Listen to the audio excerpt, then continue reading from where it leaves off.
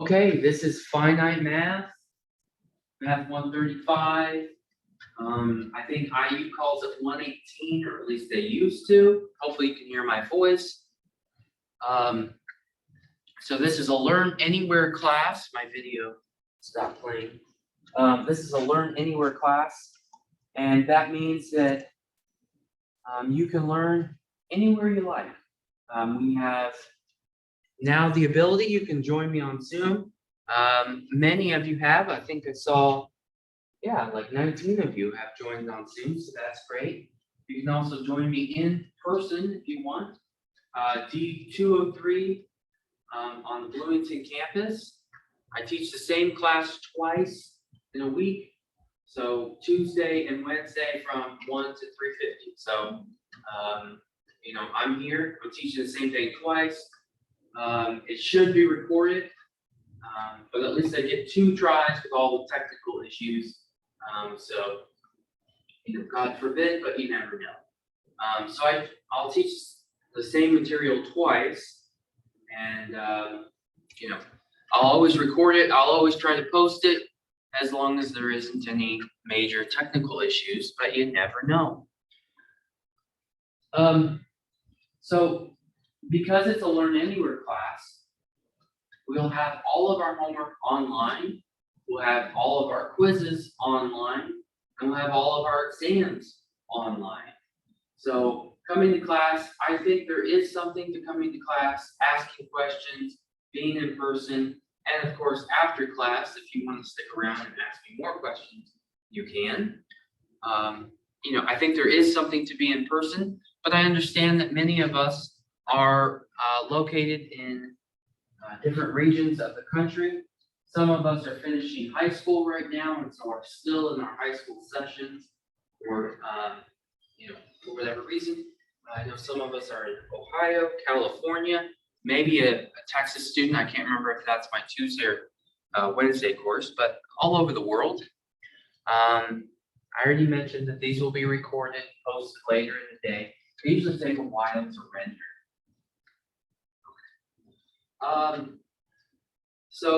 Today I'm going to try to go through the structure of the course. We're going to go through that, and then I'm going to try to get through 4 sections of material. In a perfect world, that's how much material I would go over, but it's hard to say if I need to at least get through 3 sections.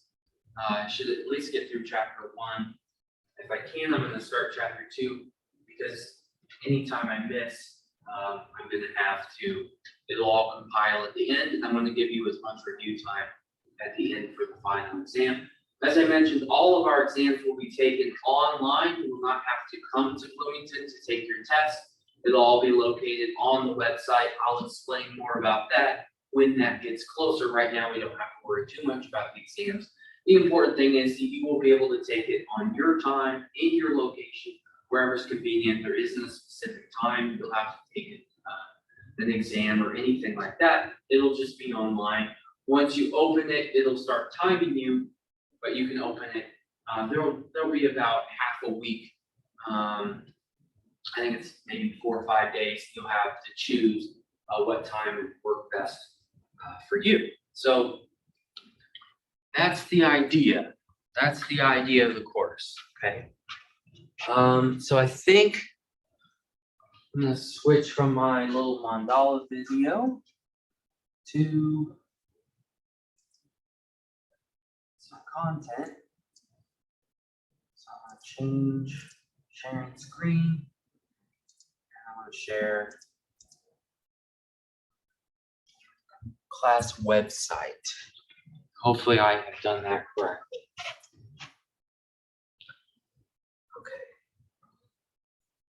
And also, those that are with me right now virtually, thank you for coming to class. I might be a little slow to the chat, but do not hesitate to post something on the chat. I will try to get to it as much as possible. The good thing is I can always go back and answer questions. Okay. So this is our class website. Hopefully you've seen it before. Okay, so on the class website, really, for the most part, you're going to be interested in the modules, well, let's go over the syllabus real quick. I wouldn't even say that I'm totally done with the syllabus. Things are a little hectic. But the main point is this is finite. You're in the right class. All of our homework is going to be done online. That's going to be worth 15% of your grade. We're going to have participation polls. I'm going to ask you some easy questions during class, and you're going to be able to answer them, and that's going to be worth 5% of your grade. If you participate with these, they're already programmed in Zoom. If you participate today in those, you automatically get those points. Many of us cannot make it on the given time for different reasons. For one, there's different time zones, so that could be an issue. But there's going to be a makeup polls. If you can't make it live, you'll be able to make those up, but you only need to make them up if you need to make them up, okay? And then we're going to have a few exams. We're going to have 3 exams. In the old days, when we had 16-week courses here at Ivy Tech, we would have 4 exams, but that is just simply too much material, and it's just too many exams. So we're going to have 3 exams. The first exam will cover chapters 1 and 2, and maybe a bit of 3. Chapter 2 will be a bit of 3, 4, and 5.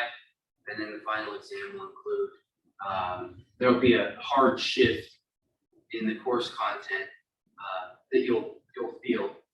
So really what we're doing is we're breaking up we're breaking up the midterm into 2 pieces. And I think that will relieve some of the pressure of just having a midterm and a final exam. If we break up the midterm into 2 pieces, exam 1 and exam 2, that will be less material to study for. That will be less, We'll have some quizzes. I have it completely blocked out for our class, but I think we might have a quiz all online, of course.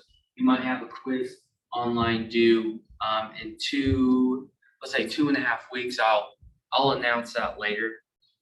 But quizzes will be worth 10% of your grade. So the homework, the exams, that's all listed there, but I'll show you the details. For the most part, just by being here, you kind of know how the class is going to work. That's the grading scale again. Here at Ivy Tech, we don't have A pluses or A minuses, so you really only need to get a 90% to get an A in this course. You do not need to get, you don't have to get a 93 to get an A in this course. You only need to get a 90%. You see 80 to 89%, that is a B. And it comes up every semester. Someone asks, well, at the end, they ask, they say,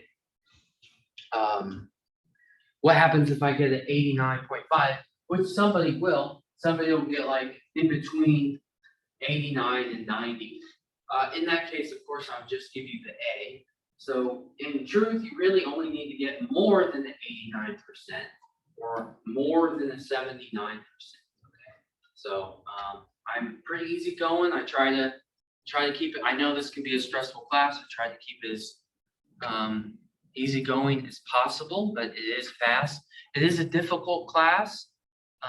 No matter who teaches it, it's just a hard subject.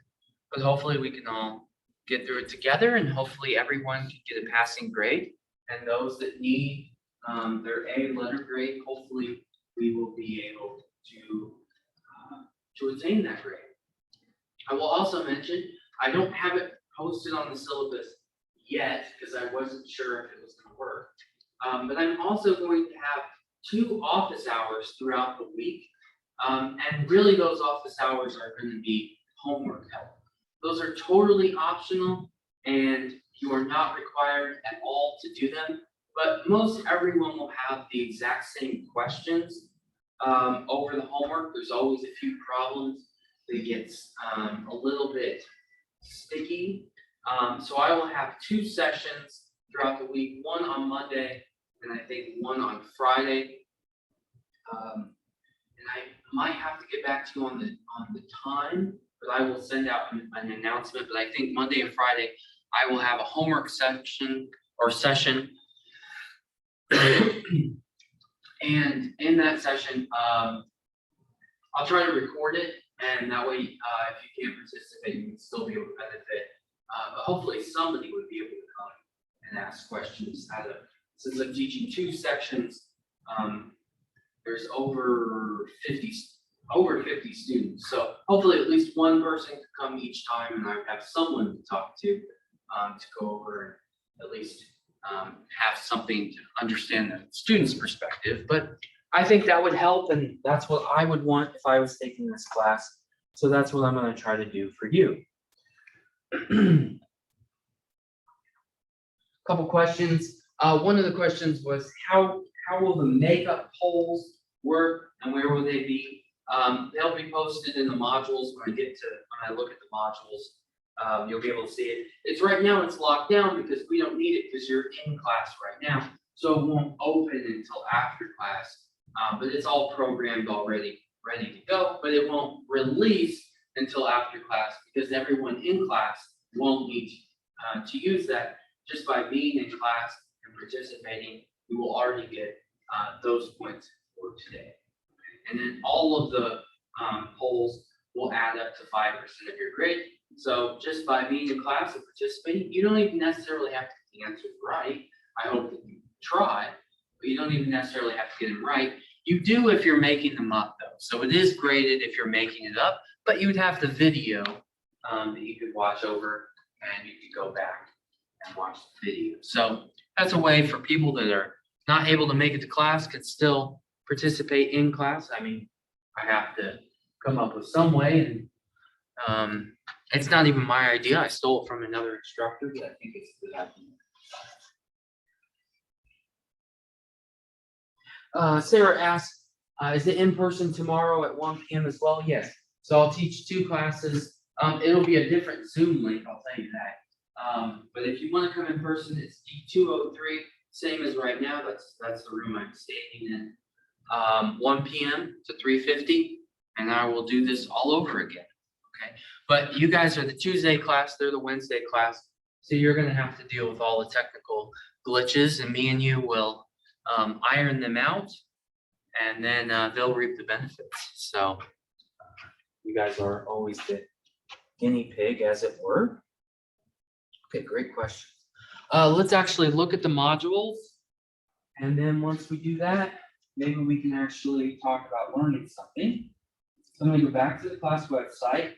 Hopefully you can see that. Again, it's D203 at 1 p.m. Tuesdays or Wednesdays, I suppose. But there'll be a different Zoom link each time. Okay. You have the Zoom link right there, but I'll try to always send it out. Let's look at modules. That will be what you'll be most interested in. This is the link to the very Zoom session we're in at this moment. This is where the makeup polls will be, but you won't need them today because you're in class. Those that are watching the video at this moment, you will need to do that.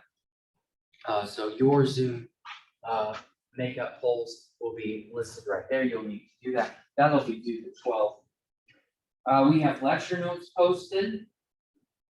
At least for the first section, I was able to type out some of the main points, and then I also have them as a PDF file, and that is primarily what I will use in class. So you already have the lecture notes to go off of, and then generally what I do on the board is just examples of that. That way I don't need to write out the definitions. I can talk about the definitions and then use examples of what those definitions mean. So you already have the lecture notes.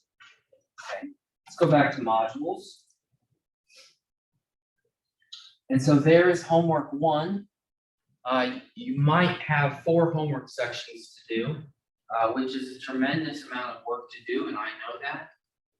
But it is a summer course. We're going twice as fast, and it is what it is.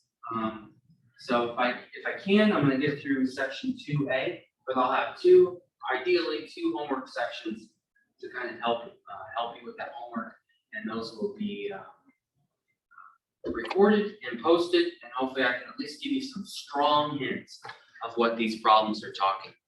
Okay, and hopefully, you won't need my help, and you'll just understand how to do it. But yeah. So 1B, you have the lecture notes posted already. You have the PDF file already right there. And then 2A is already posted. It's not typed out, but you already have the lecture notes posted. You can download them. And then these are some homework notes that I have. But since the homework will be randomized, these you'll just have to, these may or may not be useful, but I thought more information is better than less information. So I posted them. Those are my own notes for the homework. So I just went ahead and posted them. But since it randomizes the numbers, they might not always be helpful. And I don't do every single problem for you. So there's that too. So that's where you want to go. So your focus of getting work done is going to be through the modules, and you already have the lecture notes. That's how you get to the homework. You will just click on the homework you want to work on. Click on homework section 1A. It will open in a new tab. So I click open it on. Oh, and it's because I'm in student mode, it's doing that. Open. And so that's what the homework looks like that we're using web work. That's what Ivy Tech Math Department here in Bloomington has set up. So that's what we're going to use for the course. And yeah, so, but I'm going to come back to that homework after I start teaching some concepts. We'll look at the homework together in class today. And we'll kind of think about, maybe I'll give you some hints. And then also, hopefully, I can give some homework help later on, because I know this is a lot. We only have a few hours to learn about all of the material. So that's what the homework's going to look like. Well, I'm going to come back to that and actually look at some problems, but this is what the homework will look like.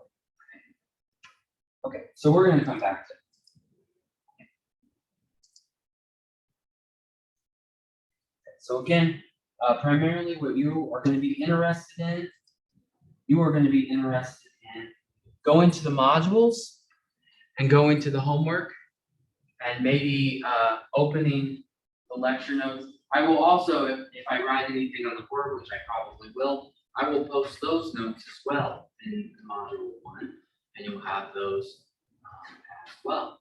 So I'll always give you as much information and resources as I possibly can. I won't hold anything back on you. The best to my ability.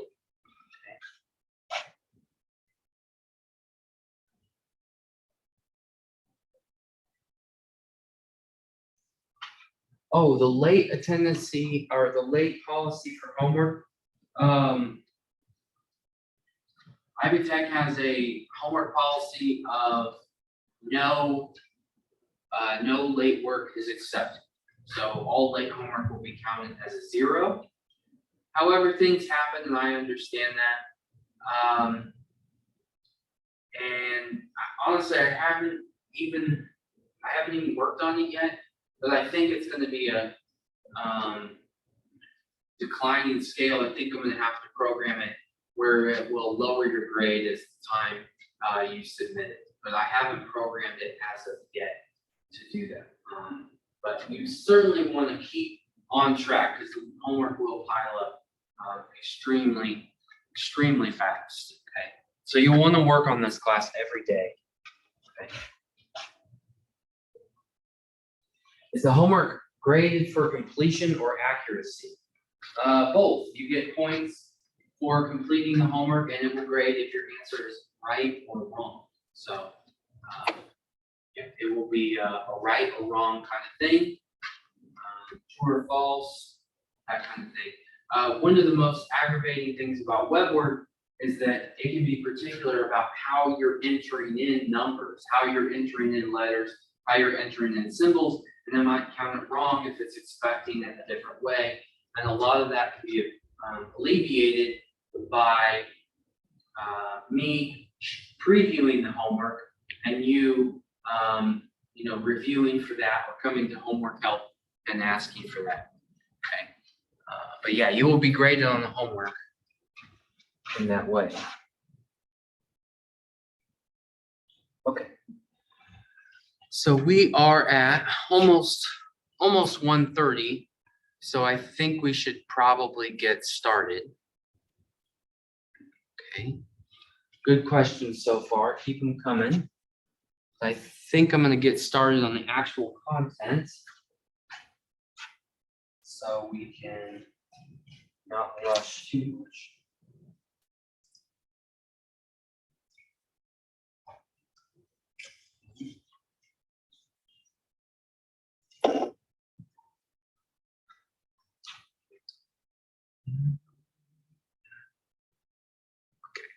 How should I shoot this?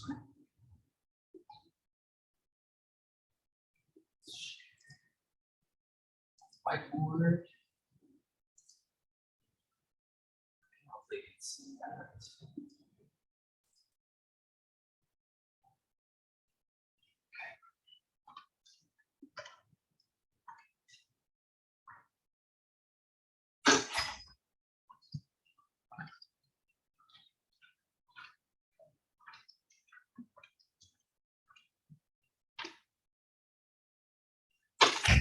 Fortunately, I can't share both screens at the same time, so you won't be able to see one screen. The only thing I have pulled up right now is that lecture notes that I talked about. If you're in person, like where I'm standing right now, you can see both of them at the same time, but you could pull it up for yourself and look at it. But right now we're gonna actually dive into the lecture notes and see what this information is talking about. Okay. And the first thing it's talking about is what a set is, and that's really important for us. So a set is very much like a list. Okay, a list, a grocery list, an ingredient list, that kind of thing. So it could be letters, it could be numbers, it could be items, it could be places, it could be people, but it's like a list. A set is like a list. It could be a grocery list, anything like that.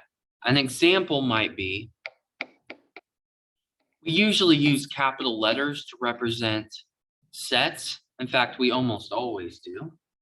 So set A could be, say, A, B, C, 1, 2, 3. Okay, so there's 6 things in that set. And that is a set, that's a list, okay? So when the lecture notes say a set is a collection of well-defined objects, those objects are elements of the set. That's what it's talking about. It's just talking about, it's like a list, okay? Important things I want to mention about lists, which are somewhat different to something you might have seen in other mathematics classes, is that there's no repeats. Repeats are not of interest to us, and order doesn't matter. It's nice to write things in order, but it doesn't necessarily matter to us. So this set is equivalent to a set that has 2 A's,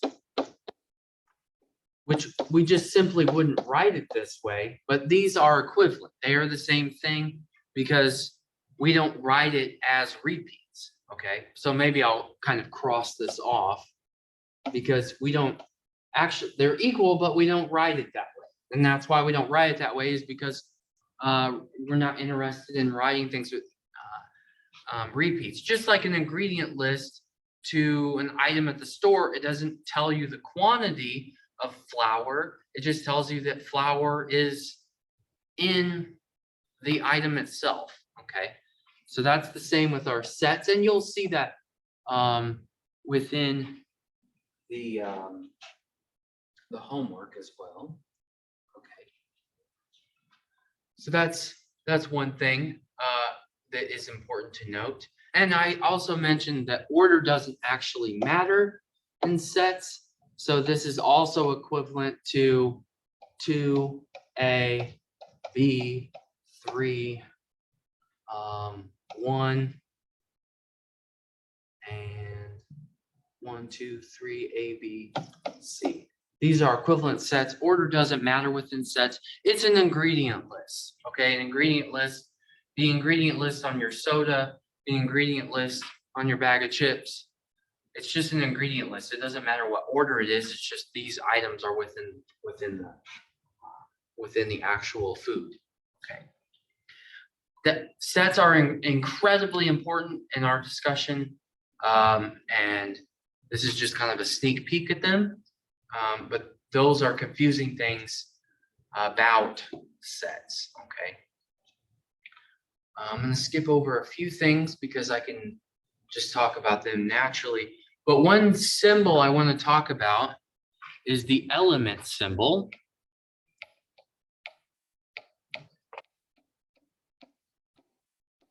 Not like the element symbol in chemistry, but the element symbol in finite math.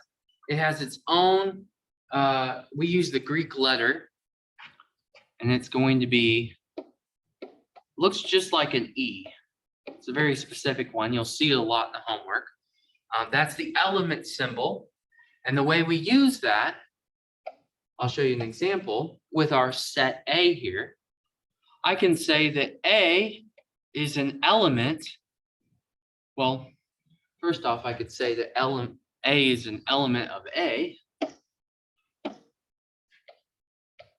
right? A is an element of A because lowercase a is inside capital A. So A is an element of A.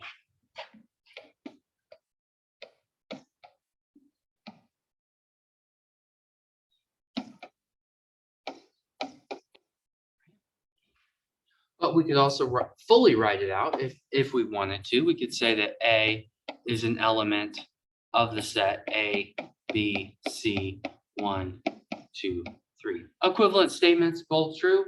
We can do either. You'll see both. There's no right or wrong. It's just context or how the person is speaking or writing the problem. Those are both equivalent. You can do either. Okay. So element symbol, you'll see a lot of that. And then there's also not an element of. So not an element of is the same symbol, but it's just crossed out. Okay. So that means not an element of. Okay. The letter Z is not an element of A. Okay, Z is not inside A. It's just not.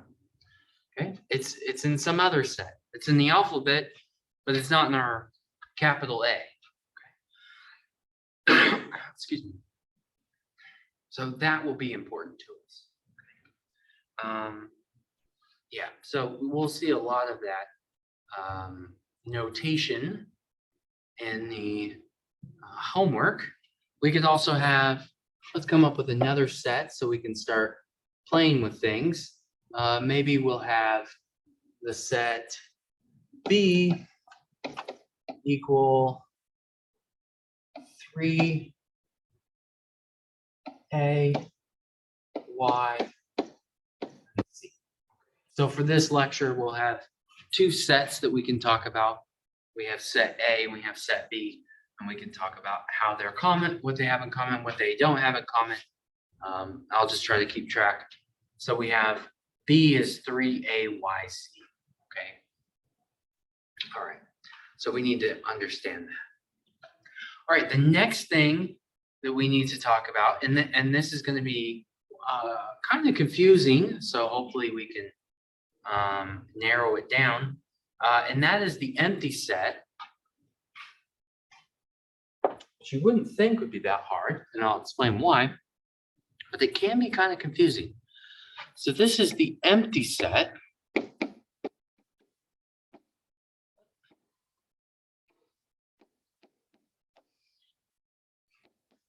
And the empty set is the set that has no elements in it. It's the set with nothing in it. I'll just write no elements. There's no elements. There's nothing inside the empty set. Not the number 0. It's not the number 0. There's nothing inside it. Nothing. Complete void. Okay. And it has its own symbol. All right. Denoted this. Oh, what did I do?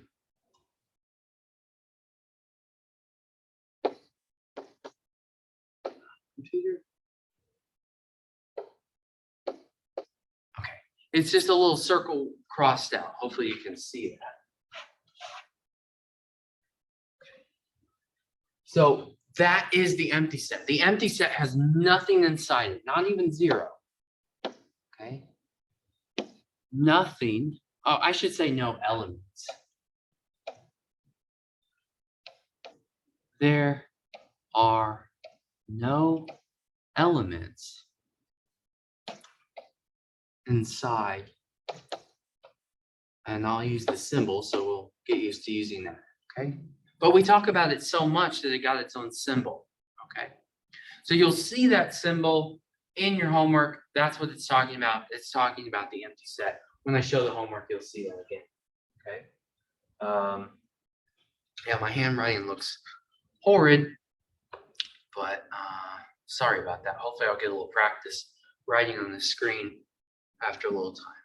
Okay. But the lecture notes are typed out, so hopefully that will be easier to read. All right.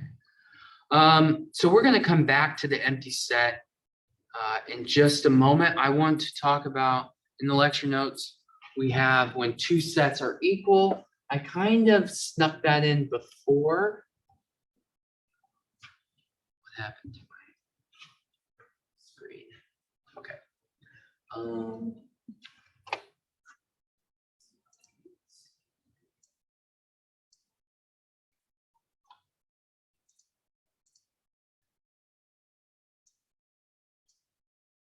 Technology. All right, you can still see it. Let's talk about when sets are equivalent.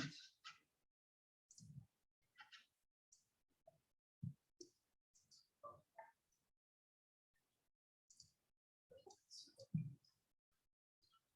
right. We talked about when sets are equivalent before.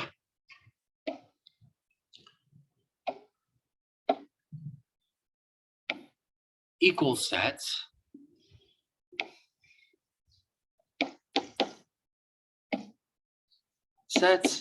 are equal when they have the same elements. Okay.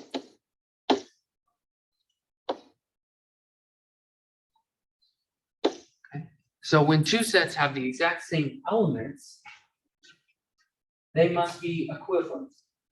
It's so obvious that we don't really, we don't necessarily hit this concept that hard in this course, but it's really just because there's not much to talk about. If they have the exact same elements inside them, then they must be equivalent. And the only tricky question I can think of at this moment might be involving the empty set. So say that, let's say given that the set capital J is empty. Okay, these are 2 braces. We use braces for sets. Given that J is the set where there's nothing inside it, that'd be like a visual way of looking at the empty set. We could say that J is equal to the empty set. Okay, that's maybe the only tricky thing I could think of involving equal sets. For the most part, it's pretty obvious. Okay. If they have the same things, they are the same, and the homework doesn't hit that concept too hard, so I think that'll be okay. We would denote it equal sign. It's the same equal sign you had in elementary school. Equal sign, same one you're used to. Just two horizontal parallel lines. And not equal is the equal sign just crossed out, okay? You might even see these on bumper stickers, and you probably have before when you're driving. You'll see those equal signs, and you might even see not equal on a rare case, right? The next concept in the lecture notes is kind of tricky. So I want to spend a bit more time on it, and that is the subset. And the subset is touched on in the homework quite a bit. Okay, so a subset is a set that contains some of the ingredients in a bigger set. Okay, so for instance, let me think. If we think of like a pastry case or something at like a grocery store or a cafe or a restaurant or something, there might be some items that are baked goods and others that are not. And so the baked goods would be a subset of the pastry case. Or we could think of cookies would be a subset of the pastry case. Okay, so some things might be a pie or other things like that, but only some things are cookies, and there might be different types of cookies. But that would be a subset of the entire case. An example might be, well, we have our letter A that we've already used. That was A, B, C, 1, 2, 3. And let's come up with C on the spot. Maybe C is just the numbers. Okay. So C, the capital C there, that set is a subset of A. Okay. All of its elements are inside capital A, and so that makes it a subset of A. C is a subset of A, all right? And then we have notation that goes along with that. I should have picked a better letter. C is a subset of A. I should have picked a better letter than C because it kind of looks like another C. But the symbol, which is, it's actually like a tipped over U subset, is denoted as a tipped over U. So C is a subset of A, but it would not be true that A is a subset of C because not all of the items in A are in C. That would not be true.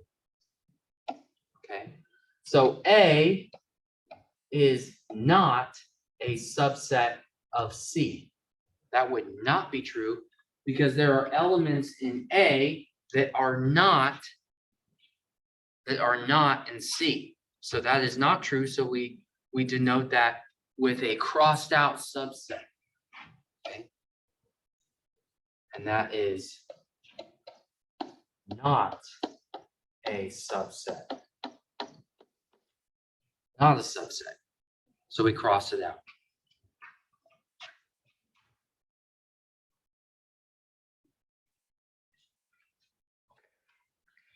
And now I'm going to try to tie in all the things that are on the whiteboard right now. Hopefully you can see them.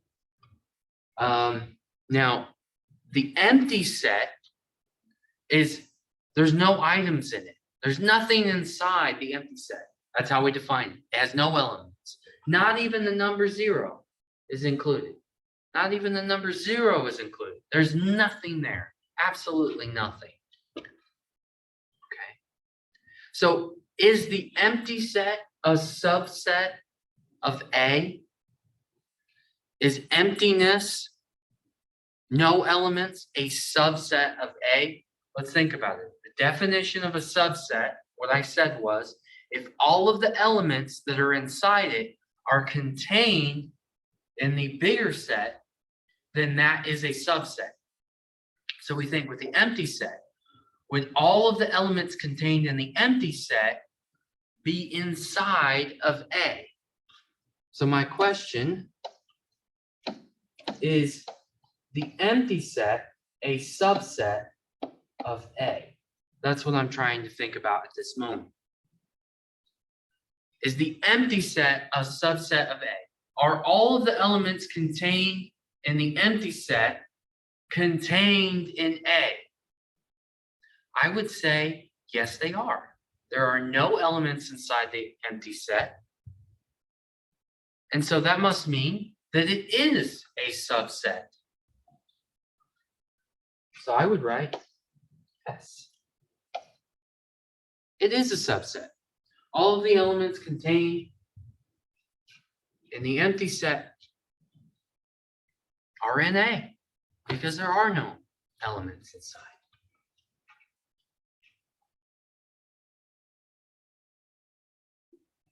So I'm going to launch the poll. And the question is the empty set a subset of every set, including itself? That's my question.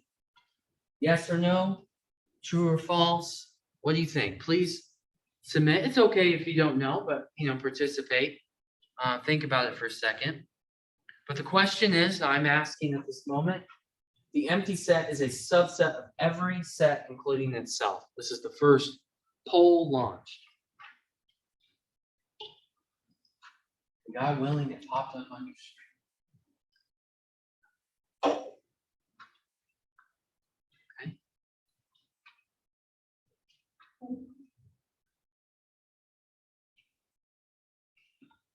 Excuse me.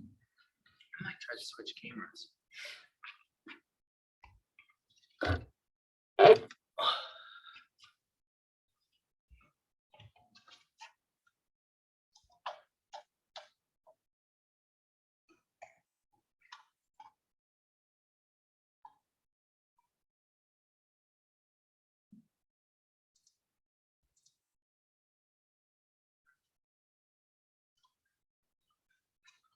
Is that better or worse? Well, you could see me.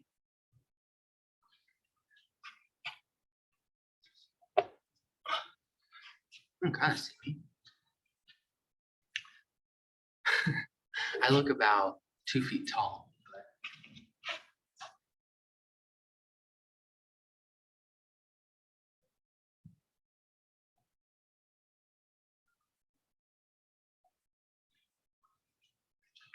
Thank you, Tyler, for mentioning that. I will check the web work on the break, and I will see what's going on with that. So Tyler said there might be something going on with the web work. I will take a look at that on the break, and I might have to look at it after class to see why it's doing that. It does it sometimes. It might be I didn't click the right setting, so I'll just need a second to look at that. I think everyone's participating. Yeah. Because I'm signed in twice. Everyone has participated. Awesome. Okay, everyone said it's true. I think it's true as well. I really do. I think that the empty set is a subset of every set, including itself. The empty set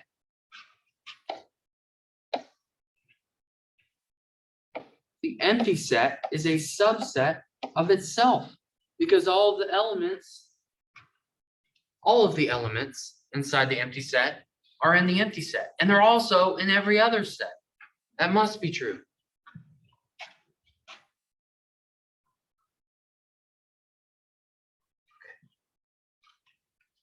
All right. I will look at the web work on the break and see what's going on. Sorry, guys.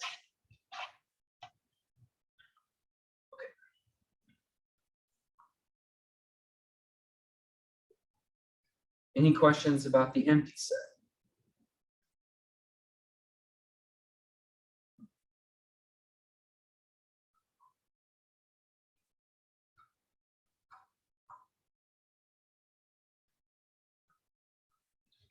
Okay. So that's the empty set. You're going to see that on the homework.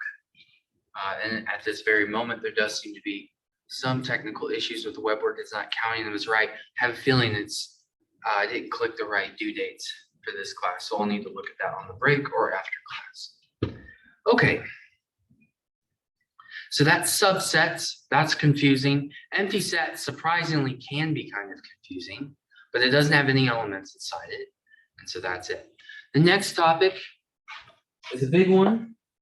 It's a lot more straightforward, but it is heavily touched on within this class. And that is the idea of the union and the intersection. Okay. I'm gonna do the intersection first. Oops. Oh, come on.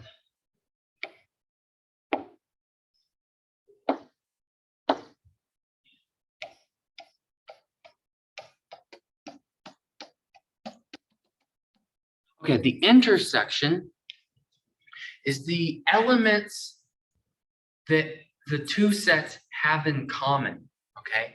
And we denote the intersection. This is denoted with an upside down U. This is the intersection between two sets, okay? Intersection between two sets. So we already came up with some sets in lecture today. We came up with the set A. And I think we came up with B. I think I picked on, oh gosh, what did I pick on? Can I go back? Remind myself. B was 3AYZ. 3AYZ. Okay. The intersection between two sets is what they have in common. What they have in common.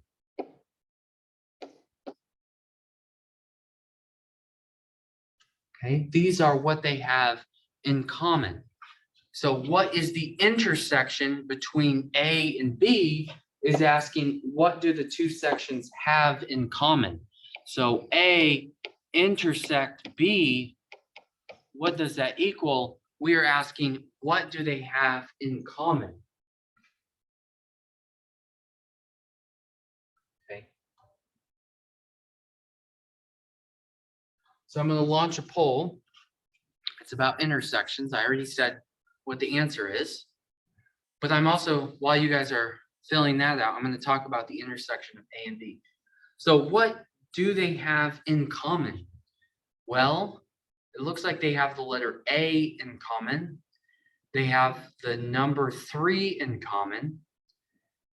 And I think that's it. I think that's the only thing that these two sets have in common.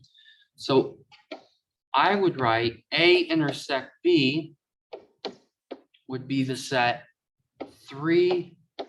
Okay. So I launched a poll about talking about the intersection. This is very important. It'll be hit very hard within the course, at least in the beginning half. And this is the intersection question, the second question on the polls. Get that in. Hopefully it's an easy one. And right now I'm talking about the intersection between these two sets, A and B, and that's what do they have in common? And I think they have the number 3 in common and the letter A in common. It would be equivalent to say A and 3. That's fine. You could say that as well.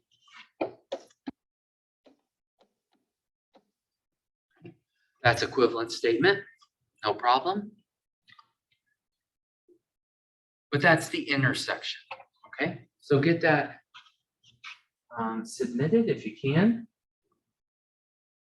I think maybe there's maybe one more person to submit. So if you can, submit that. I'm going to move on for time reasons. I'm going to move on to the union. The union between two sets is almost like, it's almost like adding the sets. That's very loosely speaking, because we don't actually add the elements or anything like that, but we just put all of the ingredients together, okay? We just put them all together. So this is denoted, or the symbol is just a capital U, okay?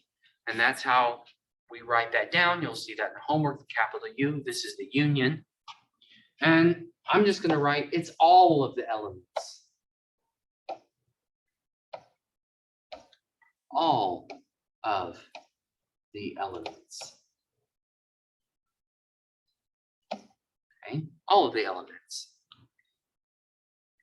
It's kind of like adding, but not really, so I want to be careful about that. I don't want to get confusing, because we're not going to actually, add 3 and 2 together. We're just going to put everything together. So let me see if I have a quiz about the union. I think I might, because the union is so important. So there's yet another quiz question asking about the union. Hopefully it's fairly easy to understand. Right now, I'm going to try to find the union between A and B.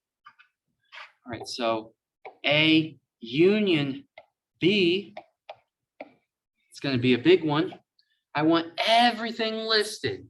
Everything listed. Okay, what are the letters? We have A, B, C, Y, Z. A, B, C, Y, Z. I think those are all the letters in the two sets. A, B, C, Y, Z. I think that's right. I'm only listing A once. I'm only listing A once. I'm only listing A once, the lowercase a. Even though they have it in common, I'm only listing it once. I'm not listing it twice. Okay. And then what about the numbers? I have 1, 2, 3. And you can see I'm only going to list 3 once. I'm only going to list 3 once. I'm not going to list it multiple times, okay? Because we're only listing the items. We are not, we're not talking about that there's a duplicate of it, okay? So that would be how we write it. And those would be equivalent sets, even if you wrote it, but you don't want to, okay? The homework will count you wrong, so don't do it. Get in the habit of not writing, okay? Okay. That's the union. You're going to see that all the time.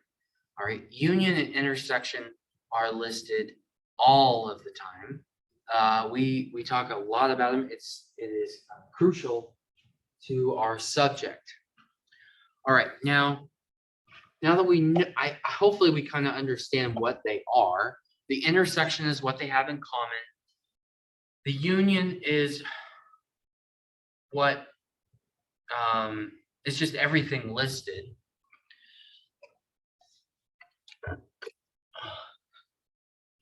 Okay, so it's intersection, union, union, intersection. We have words for these as well. And for the intersection, we use the word and.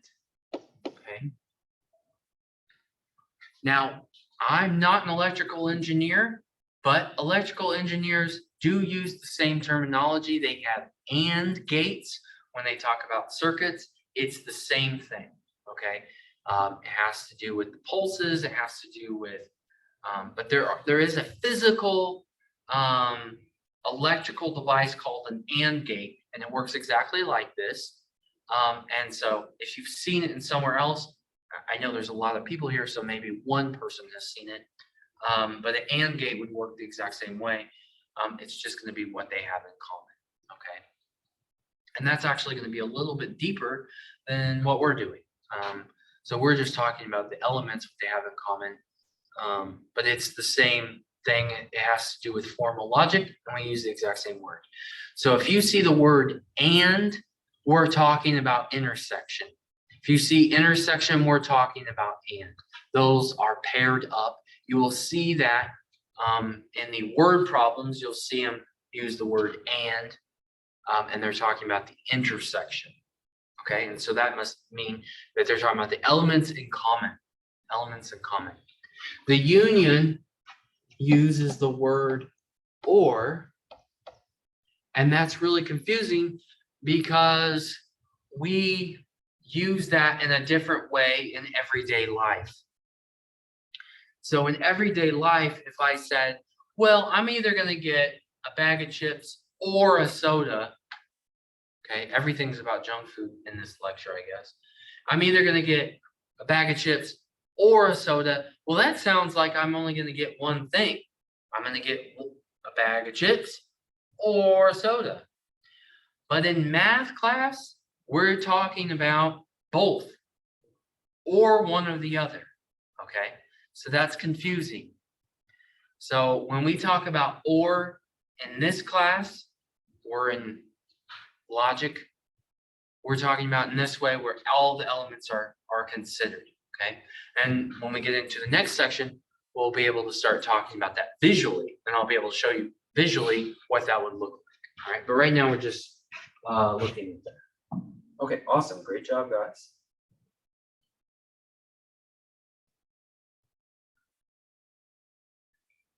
Everyone have the same answer? A few more topics. The first section is a huge one as far as lecture goes, just because I'm setting up the entire course. I'm getting us going, so that it's not equal amount of work to do this. So the first section is huge because I have to define everything. The other sections I won't have to do as much. The next thing I want to talk about is Cartesian product.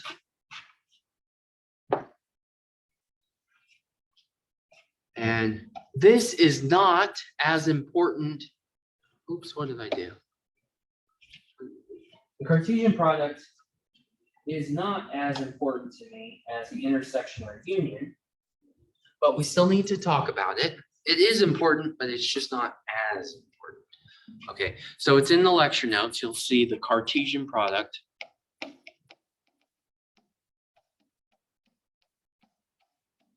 It's our way of multiplying with sets. That's how this works. We're going to multiply with sets. We're going to use the Cartesian product. Sometimes it's just called the cross product.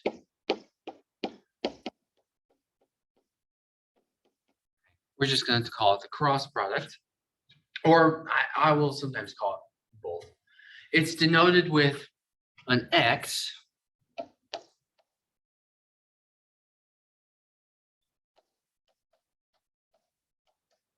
Just like we did in elementary school when we had 3 times 2. Well, you have A times B or something like that. And that will be your cross product. Now, for an example right now, I'm going to pick smaller sets because when we multiply, you might imagine it grows enormous. So I'm going to try to pick on some sets I haven't thought about yet. Let's do R and T. I don't know. Got to pick something.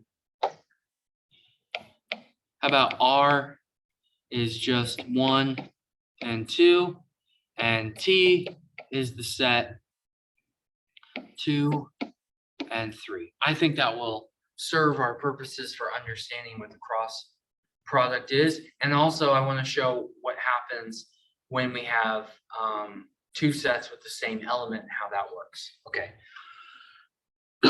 So I'm going to multiply these sets. So I have R cross T, and that's going to look like 1 times 2, but not like in algebra class we just write it as a little pair there. So I put them in parentheses and I just write 1, 2. And that came from R times T. The first one would be the first two elements. And then you would have 1 and 3. The 1 from the R, the 3 from the T. And then you would have 2, 2. And that's the confusing part, because earlier I told you, oh, we don't care about doubles and that kind of thing. But when we cross product, when we do this, we'll have to have both of them. We'll have to have, we'll show them as an ordered pair in this way.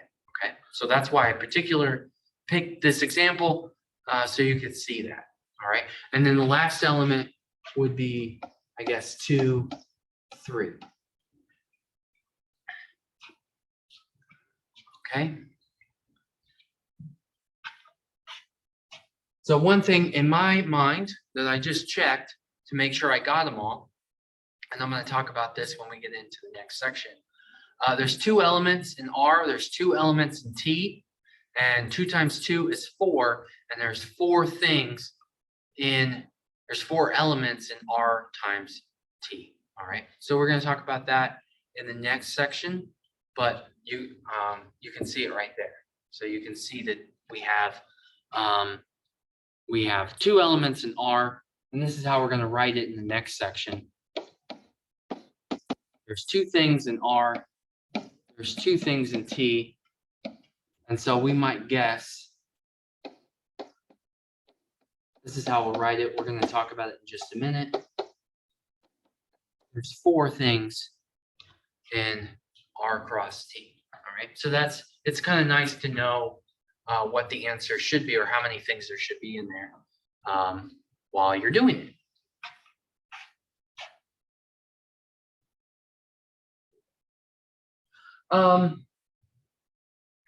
So there was a question, how did I get the elements again?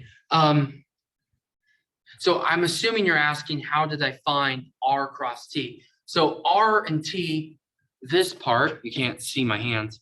So this, I just made up, okay? So I just made up an example. Those are just made up.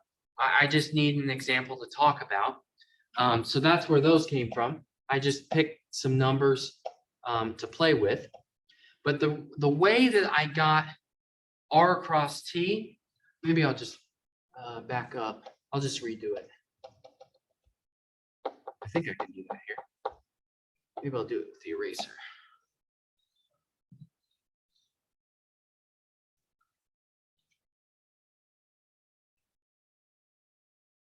Okay. Shouldn't be too much trouble to do it again. All right, R cross T is the new set.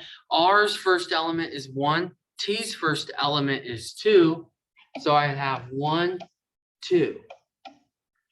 Okay. Then R's first element is 1, and T's first element, or second element, is 3. So that would be 1, 3. Okay, so I'm done with all of the ones in R. Then I would have 2 and 2.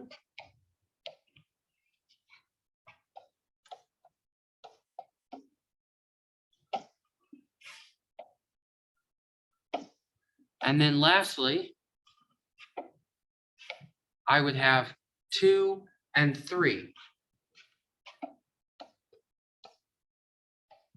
Okay, does that help seeing it again?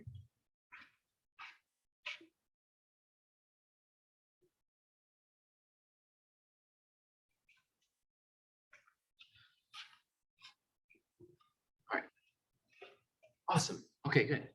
Good. All right, and then I'm going to write that little thing, which won't even make any sense, but it'll make sense when you look back. There's 2 things in R. There's 2 things in T. And so we might guess that R cross T would have 2 times 2 things. It would have 4 items in that list. Okay.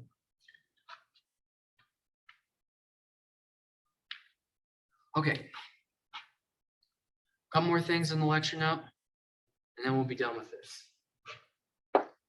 But also, all of the things we're talking about now are going to apply to the next section. So we're really setting up the whole class. All of the sections won't be this much information because we're really setting up the whole class. All right. Next thing I want to talk about is the universal set. And that is denoted, unfortunately, and this gets confused every semester, this is also denoted capital U. It's the same symbol as the union, which is kind of makes sense, but it is a little unfortunate that we don't have two different symbols. But they're denoted the same way, and so it's just through context that you understand what you're looking at. So the universal set is the set that contains all of the elements. All of the elements. The universal set contains everything, just like the universe.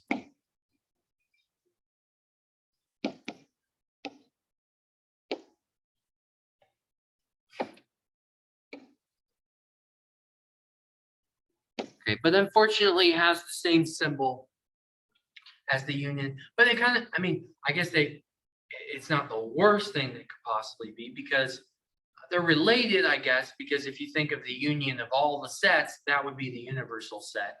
If you think of adding all the things up in the universe, that's the universe. So it's a little unfortunate we don't have a specific symbol, but that's the symbol we choose, and so that's what we're going with. So that's the universal set. I'll probably talk more about that in the future sections. I should talk about the complement.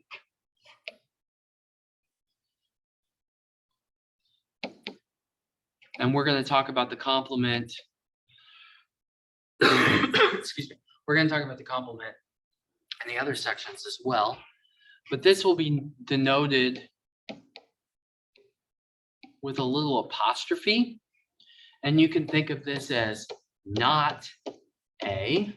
That's how we say it. The complement of A is not A. All right. Well, what is the complement of A? It's the elements in the universe that are not A. So we're taking A out of the picture. Okay. In our other example, let's see. We had A equaled, and the homework does a better job at picking examples than I did at this moment.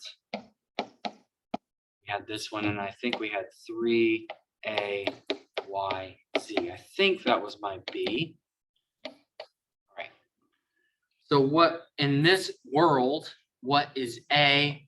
Well, not A would be all of the elements that are there that are not in A. And in this universe, that would be Y and Z. So in this silly example, those are the elements that exist. Gosh, does this include repeats? Well, we don't count repeats. So we don't count repeats. So I assume you're talking about the complement. Of course, maybe you were talking about the universal set. Universal set. So the universal set will also not contain repeats. It will not contain repeats. We don't do repeats in this class. Okay, hopefully you won't repeat this class. We don't do repeats in this class. Okay. No repeats in the universal set, just everything listed once. Everything listed once.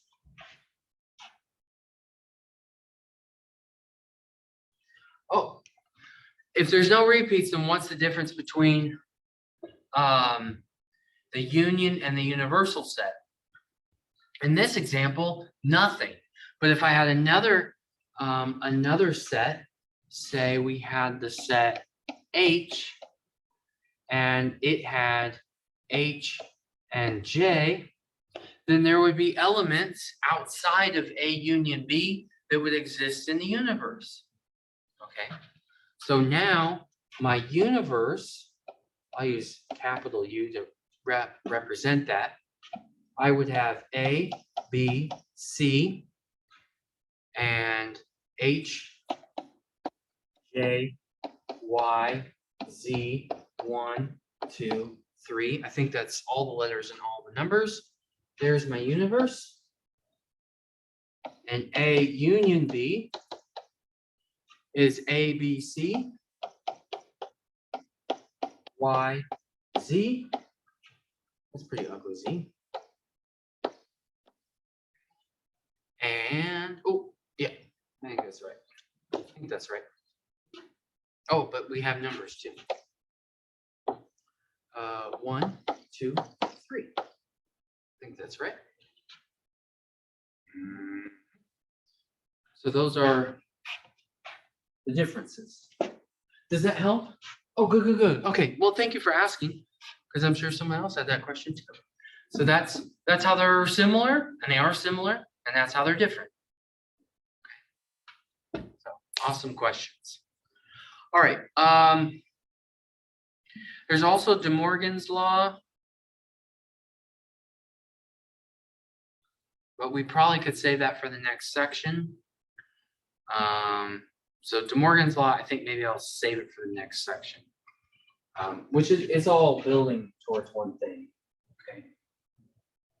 Okay. De Morgan's law just simply states that one thing is true, and it is helpful, and it's actually a lot more helpful in the later sections. De Morgan's law. When I show these visually, it will hopefully really make sense. And that's what I'm about to do as soon as we get to the next section. But it states that A union B complement is the same thing as A complement intersection B complement. And it also says that A intersection B complement, that's the opposite, is A complement union B complement.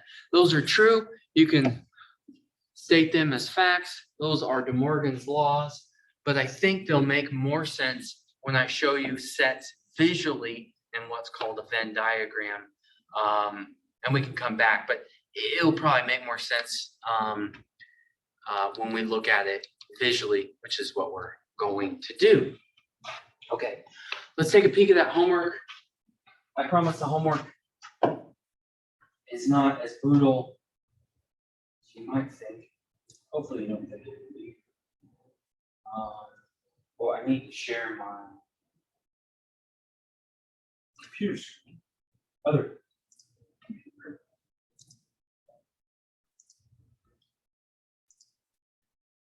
I'm going to go to homework A. A few mentioned that there is I think it's the due date is wrong, so I need to fix that. So if you're watching the video, hopefully it's already fixed. If you're with me real time, I'm going to fix it after class or on the break. But you'll see here. Hopefully you can see that. Maybe it's kind of small, but it's just asking you multiple choice questions of intersection union and A intersect B complement and how these work. Now we're going to touch on these again in 1B, and when I show them visually, 1A might even make more sense when I show you visually, and you'll be able to, decide which method you want to use. But you just use multiple choice for things like that. You can, well, for mine, you're just going to check answers. You will hit submit answers, and it will record it. And so for like problem 2, you actually enter it in. You'll need to enter it in with a comma. It tells you to do that. List the elements of the following sets. If there's more than one element, write them as separated commas. So like A intersect B is what A and B have in common, and then you would just list them. So this one had 2, 6, and 7 in common, so I listed them separated as commas. Okay. These can be a little tricky, the true and false questions. Luckily, you get more than one try, of course.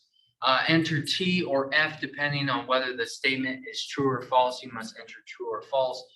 Or you must enter T or F or it will not work. You got to watch for those directions in web work. very tricky. But for instance, the empty set is a subset of WXYZ. That's true. X is a subset of WXYZ. That is not true because X is an element. X is not a subset. So that's a little tricky. Watch out for that. And it'll randomize what questions you have. But that's the kind of line of thinking. And then the empty set is an element of this set given. Well, that's not true because the empty set is a set. It's not an element. So that would be false. And you'll have questions like that. Usually the true and false questions are harder than the other questions. So be patient with yourself. Here's the one I was thinking about. I think it was. And union. Okay, so the universal set is given. It's all the digits. J is the set of odd digits. And K is the digits greater than 5. And so it says how many elements are in the union of J and K, how many elements are in the intersection. So you have to think, okay, for both of them, how many are in there? And then for what do they have in common would be the intersection. Okay. So again, you'll have different versions of the problem, but that's the idea. It'll ask you about union and intersection. And this is just asking how many. This is just asking how many. It's not actually asking you to list them, just how many. Okay.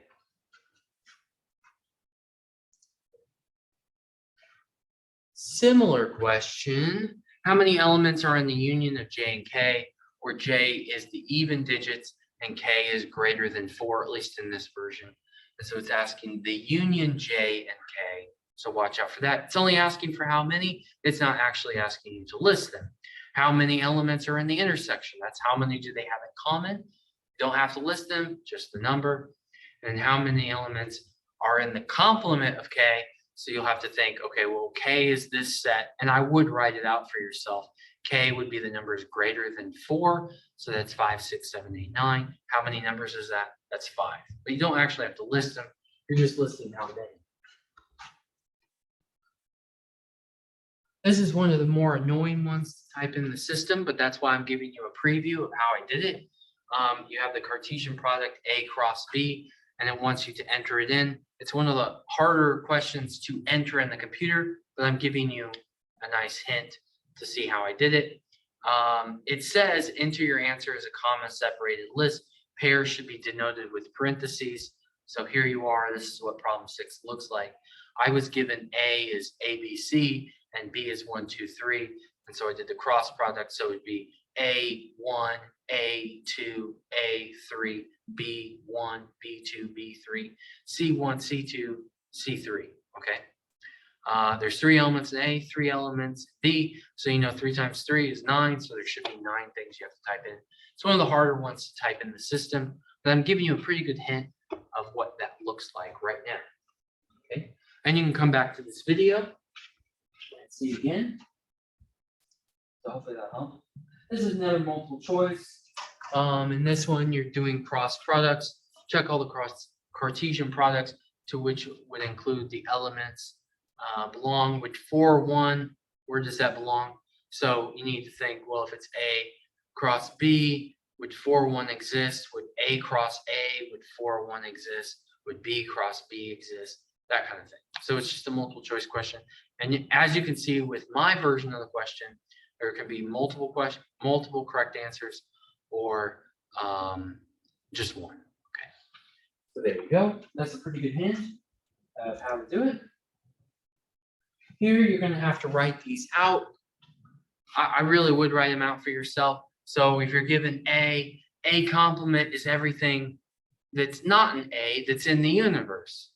So in my problem, I have E, A, and 3. And see, it doesn't even matter what order they're in because I don't have my letters in the right order. But E, A, and 3 would be in the universe, but not an A. All right. A union B complement. The way you should do this is you should, while you're learning this material, you need to think about what A union B would be. All of the things in A, all of the things in B. And then what are the elements that are outside that? What are the elements outside of both A and B? I should say A or B. I should be more specific. So what are the elements in A or B? And then what's outside that? That's what the complement is. That would only be the element A. Right? And then by De Morgan's law, we've shown that it's said that that's true, but you could individually find that to be true. You could find A complement, you could find B complement, and you could find what they have in common. And they will only have the element A, at least in this version of the problem, they'll only have A in common. Oh, that's a great question. Does order matter in A cross B? I would write it in order. I think you naturally would anyway, but you should write it in order in the because the ordered pair does matter. So you should write it in order. I think you naturally would. But yeah, when you're multiplying sets, I would just watch for the order when entering it in. Okay, we got another true and false. Should be fairly straightforward. I'll let you figure out true and false. I think that'll be okay. This one's talking about how many elements, so you don't actually have to find it yourself for the first few parts. A cross B, well, A has 2 elements, B has 2 elements, so how many elements are in A cross B? 4. You didn't even have to find it, you just had to find how many. How many are in B cross C? Well, B has 2, C has 2, so also 4 in this version of the problem. How many elements are in A cross B cross C? Well, 2 times 2 times 2, the 8. 2 times 4 is 8. So there's 8 things. And then the last part actually asks you to type that out, type A, B, C. And so that's what I did there. You can hopefully see it on your screen of how I entered it in. And that should be a pretty good clue of how to do that. Yeah, so hopefully that helps. You can see how I entered that in, and that's what it's looking for. Another true and false question. Hopefully those won't give you too much trouble. Another multiple choice question. I don't want to spoil it too much. And another multiple choice. So that's the first homework. Hopefully it won't be too taxing. I'll figure out what that set what it is, but I think it's the due date is wrong. I think it did a default due date when the semester, I think it reset the due date. So I'll have to fix that. But that's the homework, and that's how you get to it. Remember, the way you get to the homework is you go to modules, and then you can just go to section 1A. Open a new window, and there you are. That's it. Okay, let me see. So it's 2:30 now, and we have till 3:50, and we still at least need to get through 2 more sections. And if I can, I'll get through 2A. But I think I'm going to take a quick break. I think this introducing the class and introducing a good majority of the concepts in chapter 1, I think would be a good place to take a break. So I'm going to take a 10-minute break. I hope you'll take a 10-minute break. We'll come back. Or if you're watching the video, you'll skim after 10 minutes. But I'm going to take a quick 10-minute break. So we'll come back at 2:40 my time. It's 2:30 my time at this moment. And that's what we'll do. Okay. So I'll come back, answer any questions if there are any, and we'll just do that.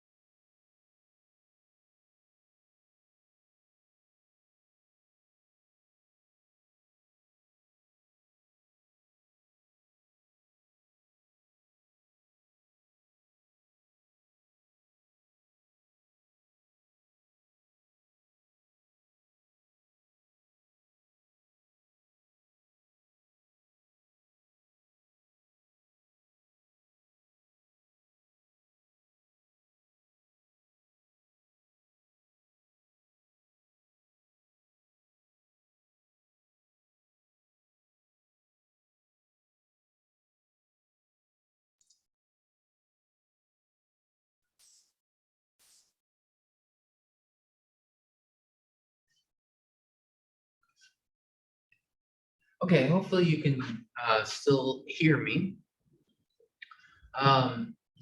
So I think the homework is working now. I will take a longer look at it after class. I only was able to look at it for a few minutes. But it should be open now. It should count as, when you're working on it as complete. But after class, I'll take a look at it because the other class will have the same homework as you. So we'll have to look at that. But it should be working. Okay. But you can take a look at that after class as well. You should, either way, you'll be able to look at the problems. I just don't know if it's counting them right. Okay. The next thing I'm going to talk about is 1B. But we've set so much up, it's not going to be as big of a task to do that as section 1A. The first section in any class is always a lot. It's a lot to bring up, define everything. But with 1B, we are going to start looking at visually what sets might look like. And we use this thing called Venn diagrams. You may have seen one before, you may have seen one in a TV show or in another book or on a meme on Facebook or something like that. Or maybe you've seen it in another math class. But this is what a Venn diagram looks like.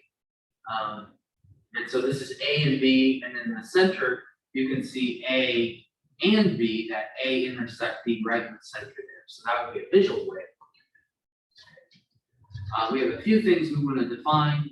And the first one is, what is a Venn diagram? It's just a visual way of representing a set.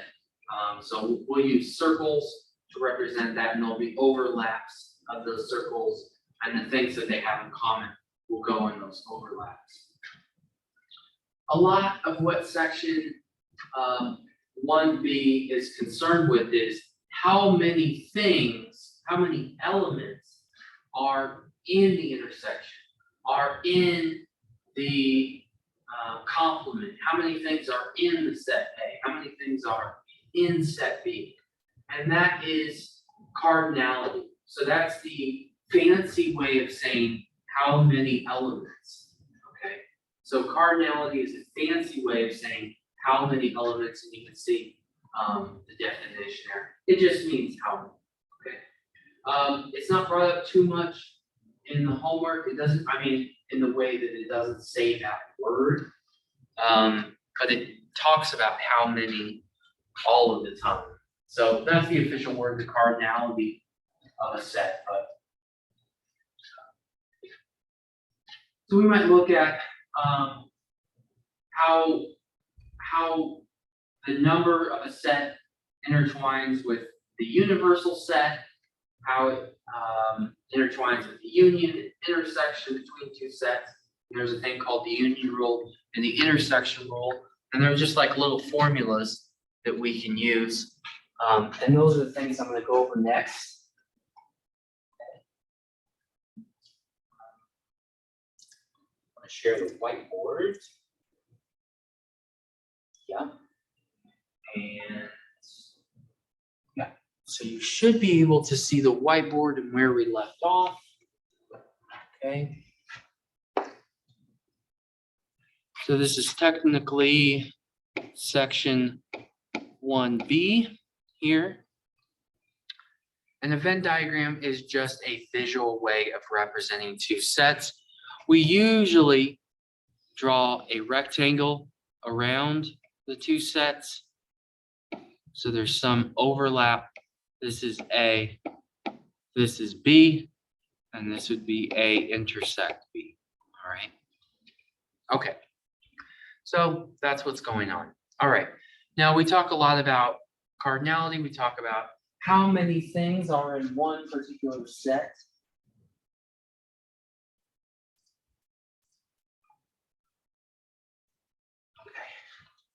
How many things are in one particular set? So say, for example, we had the number in A, I think we had 6 before.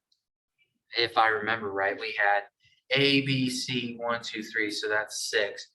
B, how many did we have? I'm trying to remember what I did for B. I think I had the number 3, A, Y, Z, so I think there was 4 in this example this afternoon. And so that's all we would need for an example. There could be things that are outside of A and B, and they could exist outside, but that's okay. And that would have to be explained within each problem. That would be context dependent. But this is kind of how we're going to think about it. And that's really what 1C is all about, is if you have this many elements in this section and this many elements in that section, how this works. So Venn diagram is how we're thinking about it now. I need my tools. Okay. There's one thing that I need to define, and that is what a disjoint set is.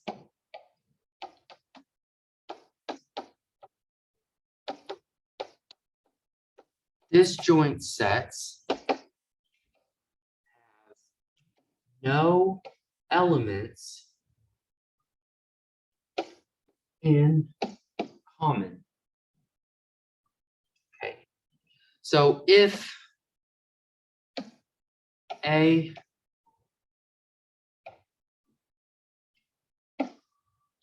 and B are disjoint, then A intersect B equals the empty set. Okay, so it's important that we understand this definition. It's what it means is that if they're disjoint, they have nothing in common. Okay, there will be questions on the homework which will talk about disjoint sets. It means they have nothing in common. And the way I might draw them, if that was the case, let's do that one more time.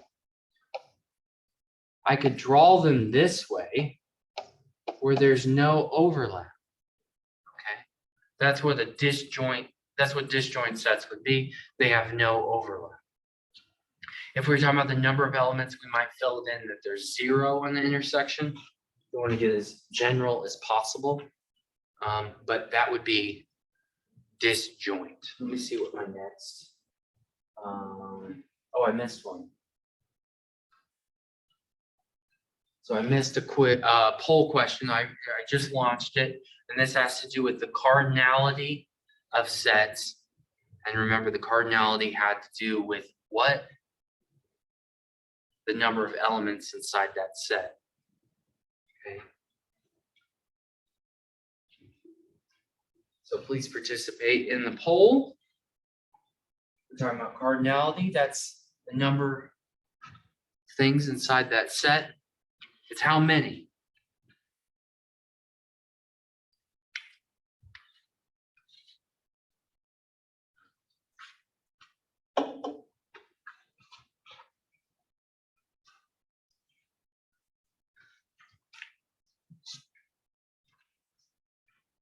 How many?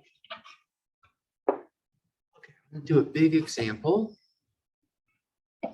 Get that poll question in.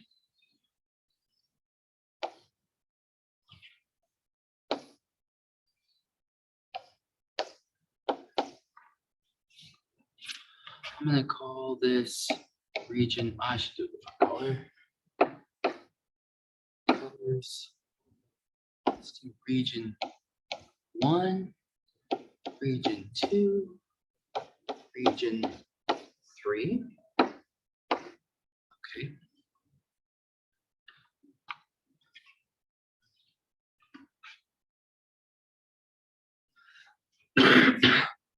There's one holdout.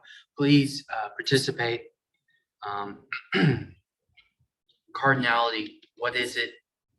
It's the number of things in that set. It's how many. Okay. So in this example, which comes from the lecture notes, A is region 1 and 2. Okay. Does that make sense that it would be both? So it's overlapping. It's overlapping on that 2. So A, I could fill this in. Well, close. A is this. Okay, that's what A looks like. It's regions 1 and 2. Right? Regions 1 and 2. All right, what regions is B? B, oh, wrong button.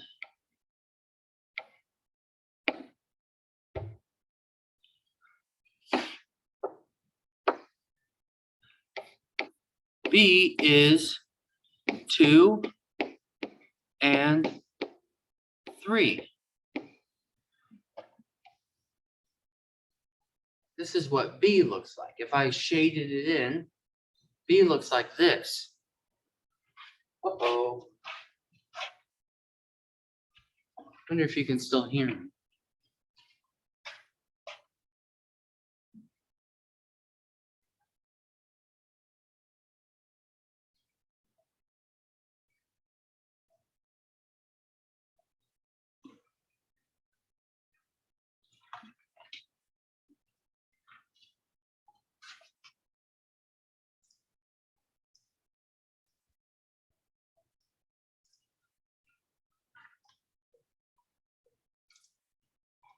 Oh, thank you, Pierce.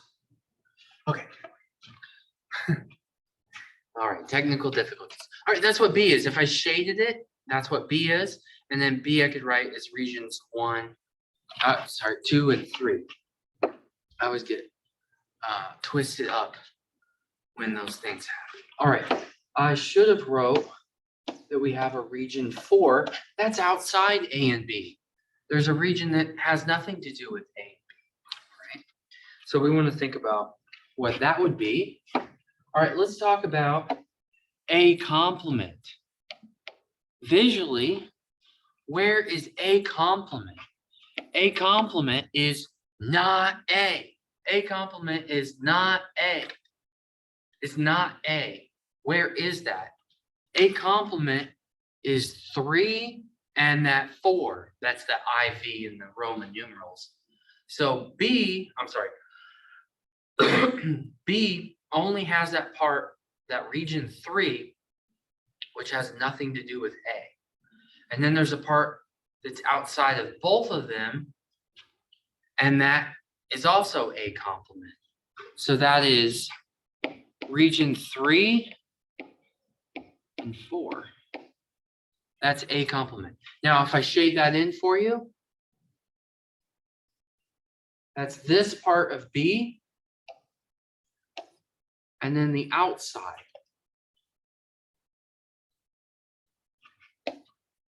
Outside. So there's a part of B, and then there's the outside.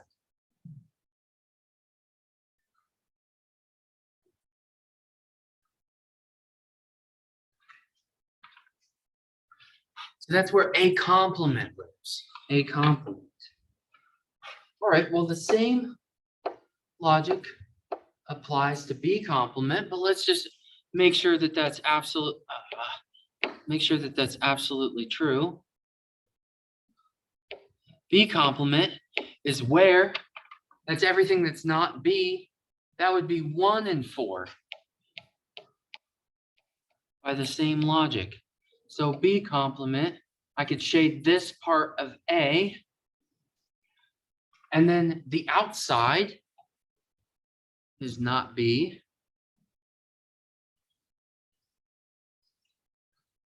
Okay. So with B complement, there's the part of A that has nothing to do with B, and then there's an outside part, which has nothing to do with either of them.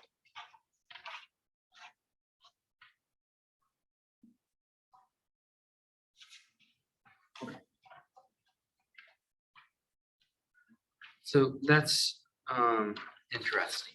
Now let's do unions and intersections.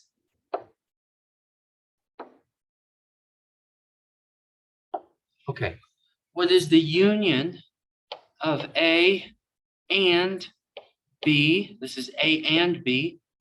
Where is that at?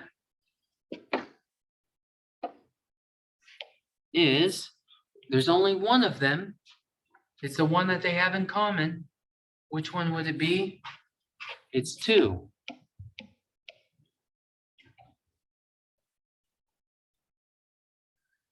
So that's A intersect B.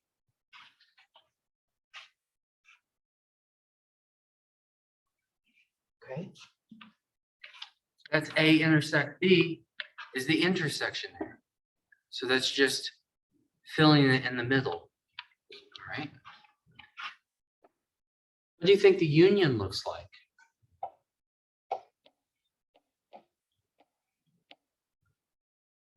Where's that at? That's everything that's contained in A or B. So that would be 1, 2, 3. How's that look on your screen? Crammed, but not impossible to read. So that's 1, 2, and 3. If I shaded it in for you, it's all of A and all of B. And I shaded in 2 twice, but I don't count it twice. It's just included. So regions 1, 2, and 3 are the union. Okay. Those are important. All right. So we did intersection, we did union. Let's start getting into the complement stuff. That's where it gets kind of confusing. So it'd be good to go over that. All right. The next one I want to talk about is A intersect B complement. Okay. This one's a little bit confusing. I always think of this as the difference of the two sets, almost like A minus B. That's how I think about it. So I think of this as A minus B. You will not see that written in the lecture notes, and you will not see that written in the homework, but that's how I think about it, and that's visually what it is. So A intersect B complement is really A minus B. Let's see what that means. So what does A have in common with not B? What does A have in common with not B? A has in common with not B the part of A that has nothing to do with B. And that would just be the region 1.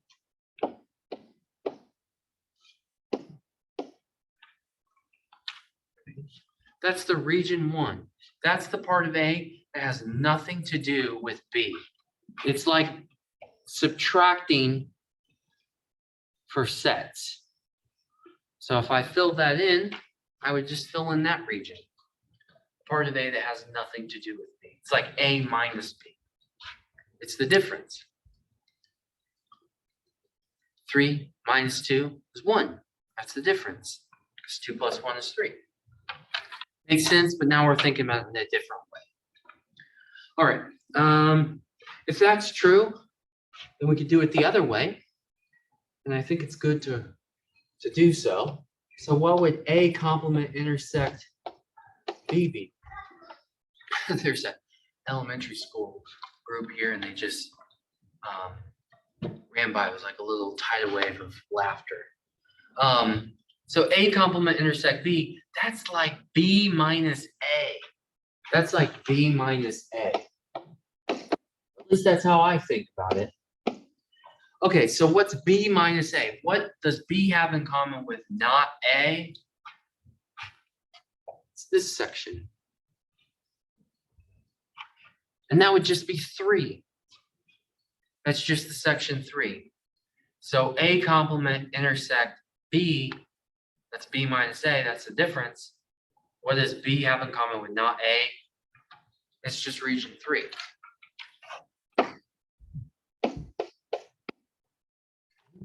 Just region 3.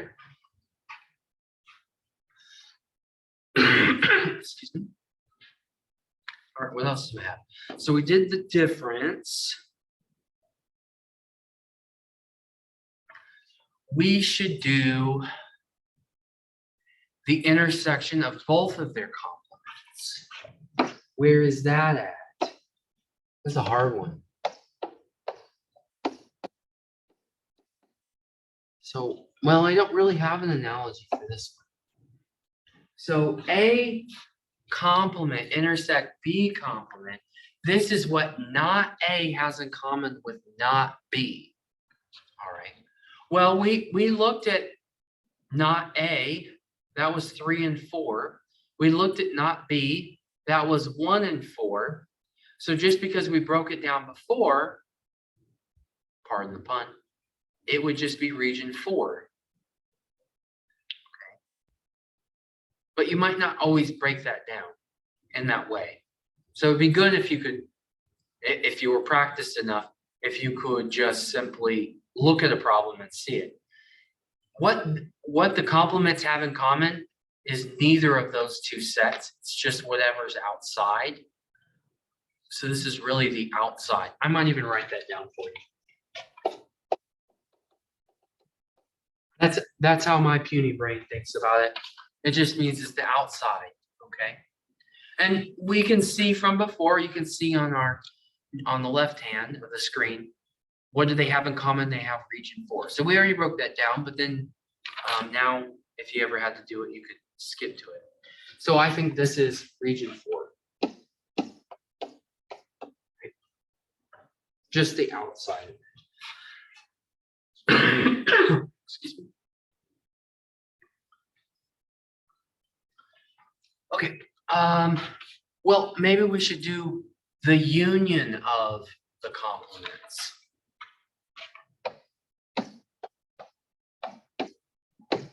This one is trickier.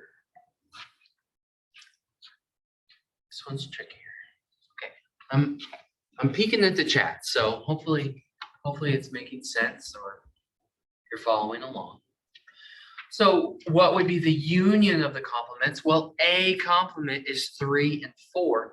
B complement is 1 and 4. So if I put all of those together, disregarding any repeats, what would I have? This is 1, 3, 4.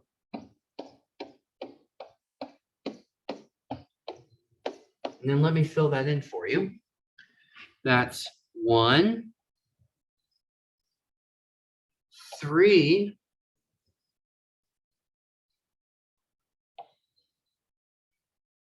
4. It's right there. So right now I filled in A complement union B complement. Absolutely. So we have a question, why is it 1, 3, and 4 again? So let's look on the left-hand side of the screen in the brighter red, I guess, or the red. We have A complement, we have B complement. We want to do the union of those two, which just means we want to list everything that's listed. So here we have 3 and 4 listed, 1 and 4 listed. We don't care about repeats, so that would be 1, 3, and 4 is the union, just listing everything. Does that make sense? Does that help? I hope so, but feel free to say no, it doesn't make sense. Hopefully that makes sense. And then when I figured out what that was, then I filled it in for you. So that's the order I went into it. Okay. I noticed one thing, and that's probably because I've been staring at finite problems for a long time. And when you do that, you start seeing patterns. And one pattern is A complement union B complement. There's only one section that's not included. There's only one section that's not included. This one's for extra. Which section is not included for A complement union B complement? Which one did I not shade in or list? Which one was it? 1, 2, 3, or 4? Which one did I not list?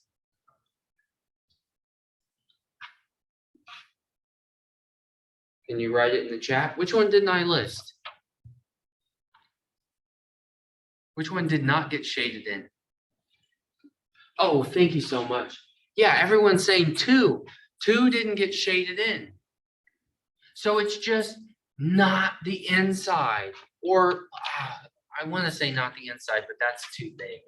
I should say not the intersection.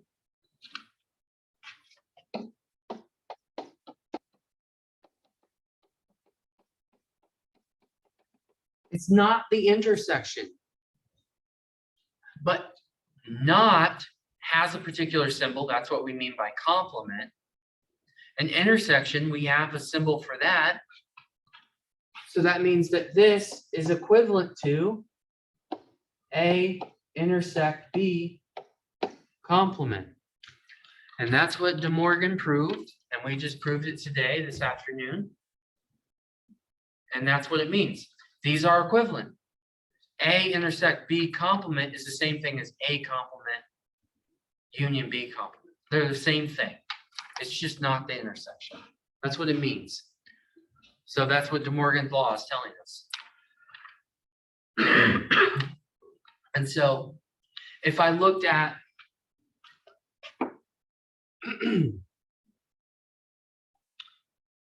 here we go. So if I looked at A union B complement, what is A union B complement? A union B complement is also 4. If you think of everything that's inside A and B, or I should say everything that's inside A or B, 1, 2, 3. What's not listed? 4. And that's what De Morgan's trying to tell us, that those are equivalent. Right? He gets his name in the history books for discovering that, and we did it in our first class session. Okay? That's the way it goes.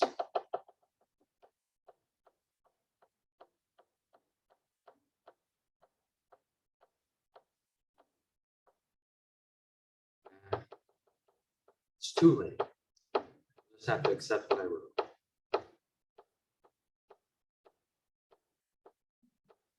Okay.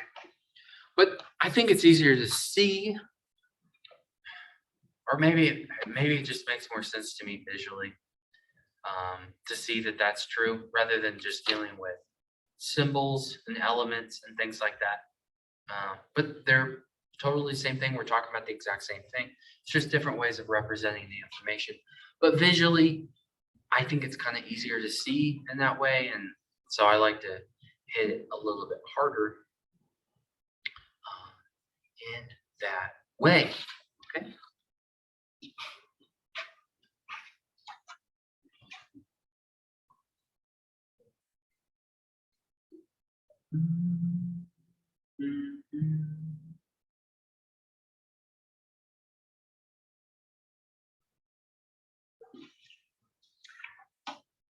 Does everyone remember what disjoint sets are? I'm going to launch another poll. Do you remember what disjoint sets are? So disjoint sets was the, if 2 sets are disjoint, they just don't have anything in common. They just don't have anything in common.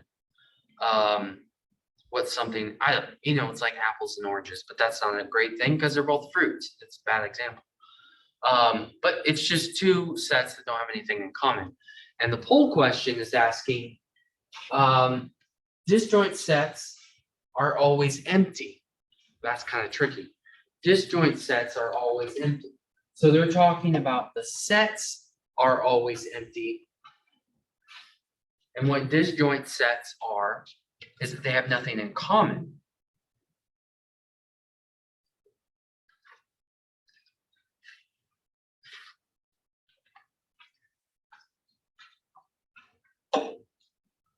So I asked the tricky question because I want to go over it in class, and that is to say, I don't want everyone to have to figure that out on their own.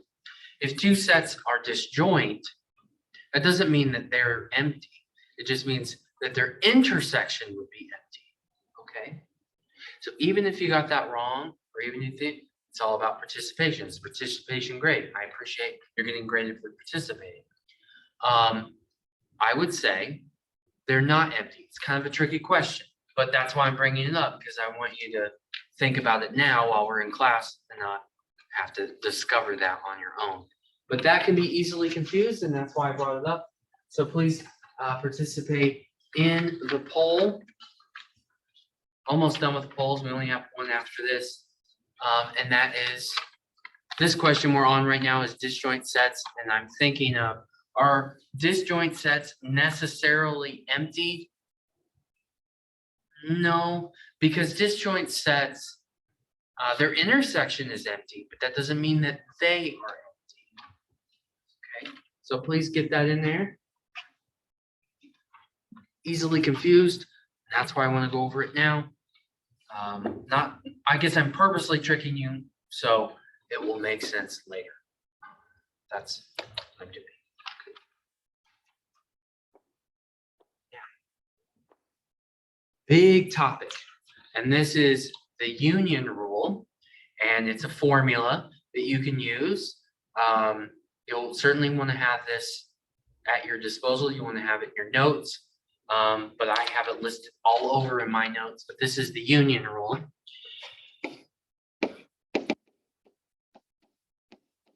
Okay, and the formula is the number of elements in A union B is equivalent to the number of elements in A plus the number of elements in B minus the number of elements in A intersection B. Okay. That is the formula. It is true. It is always true. The union rule is always true. In the old book, we used to use, they called it a useful formula, and that's to say the least. It is certainly useful. It is the union rule, and that's how it works. Now, I'm going to try to visually, since we're kind of doing Venn diagrams, I want to visually explain what this means. It's not that deep of a statement, kind of like De Morgan's rule, but it is always true. And it really helps when you're dealing with this because it can make things very simple knowing that it's always true. Okay, so I have two sets A and B visually represented on a Venn diagram. That's what these are called, Venn diagrams. And it says that the union, well, let me shade that in for you. So the union of A and the union of with B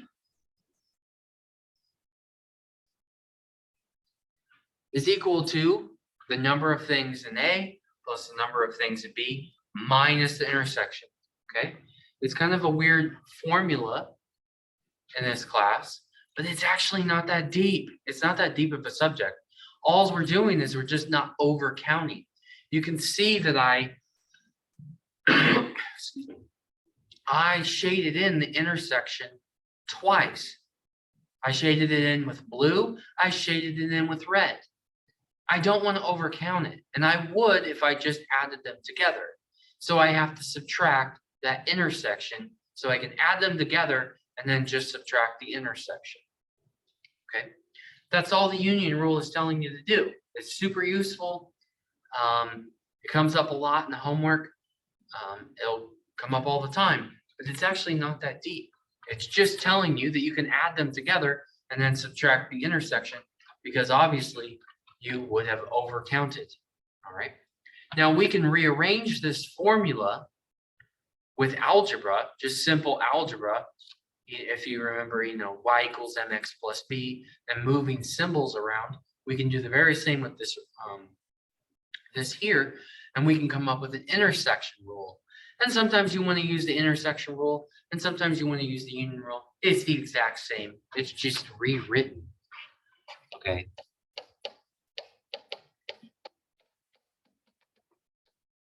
So the intersection rule is really just the union rule rewritten, and that's the number of elements in A intersect B is the number of A plus the number of B minus their union. All it's saying is the number of elements in A plus the number of elements in B minus their union must be the intersection. It's as simple as just rearranging the algebra, just rearranging the terms. But I've written here both of them for you, and now you have both of them at your disposal. But it's saying the exact same thing. If you add them together and subtract their union, then you would just get their intersection. If you add them together and subtract their intersection, you would get just their union. It's really the same formula. It says the same thing. It's just rearranging the terms. But I wrote it out for you both ways in case you need to use it either way.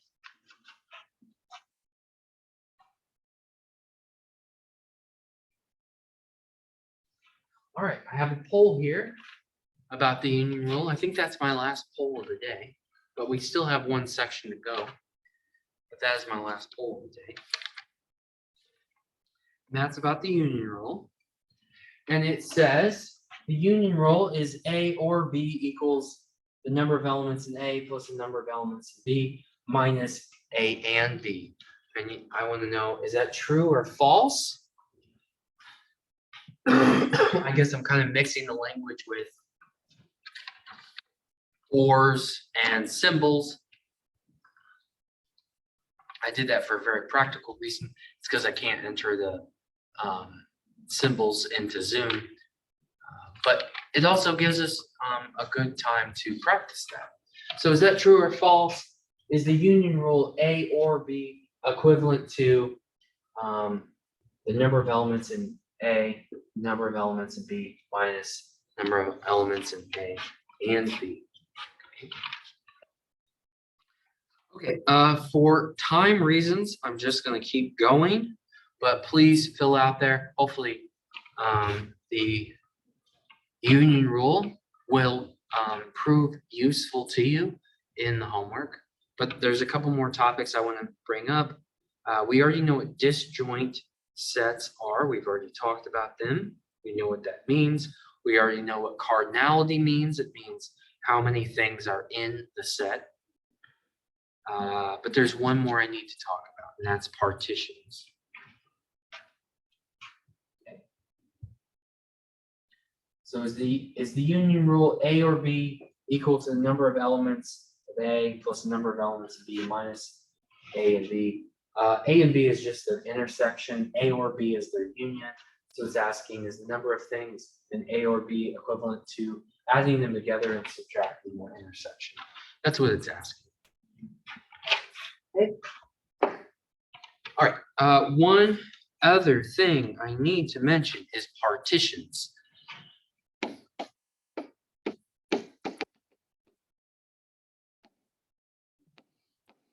Okay, the partition of sets is very specific.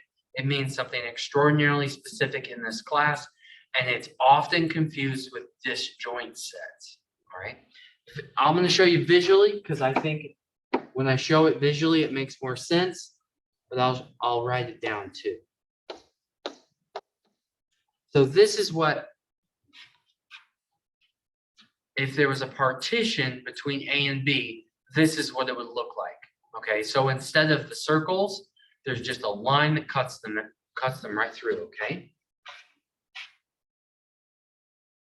So what does that line mean? Well, one thing it means is that there is no intersection. The intersection between A and B is the empty set. They have nothing in common. If this is a partition of sets, they have nothing in common.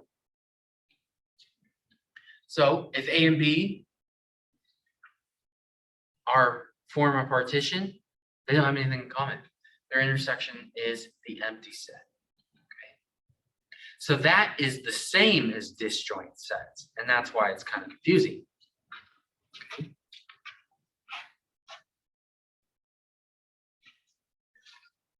But there's also something else that this drawing tells me. There's nothing outside of A and B.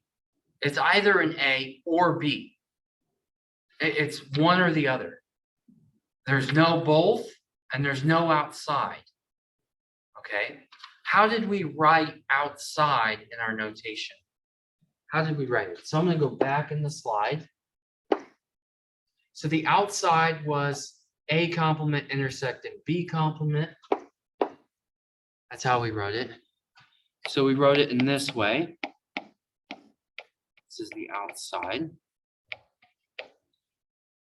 And then we also wrote it as A union B complement.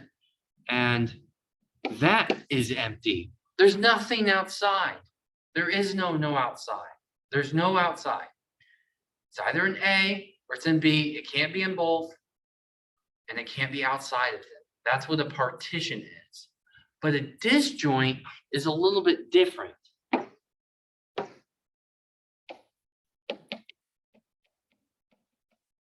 So a disjointed set, I'll draw it visually.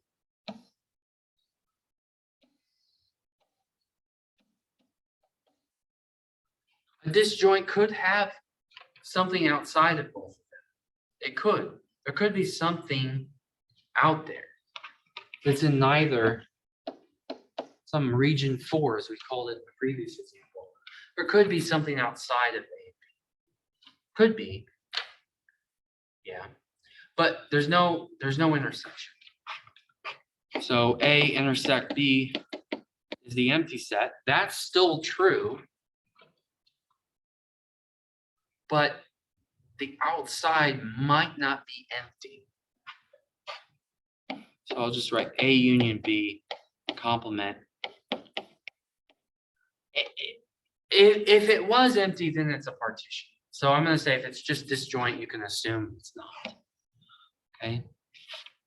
So those are the vocab words for the most part. I think those are all the vocab words you would need to know to understand the homework.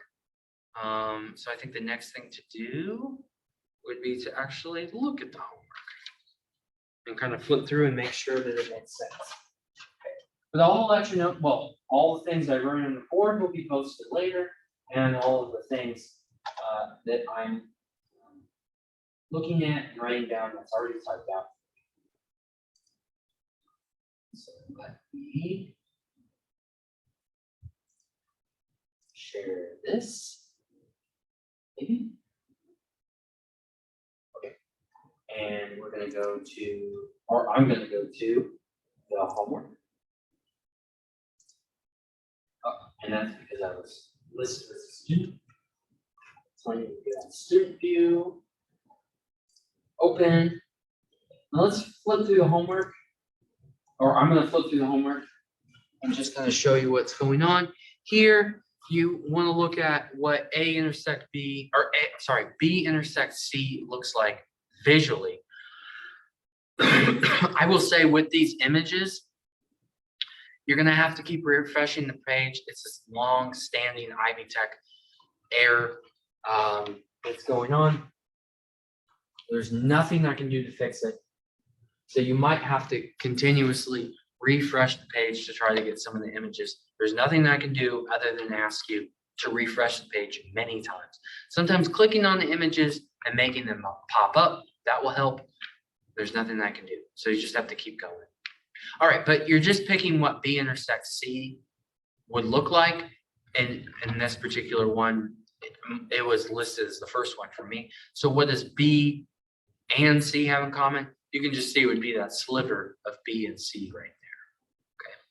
So it's just the shaded region. You're just picking the shaded region. And you pick which one you like.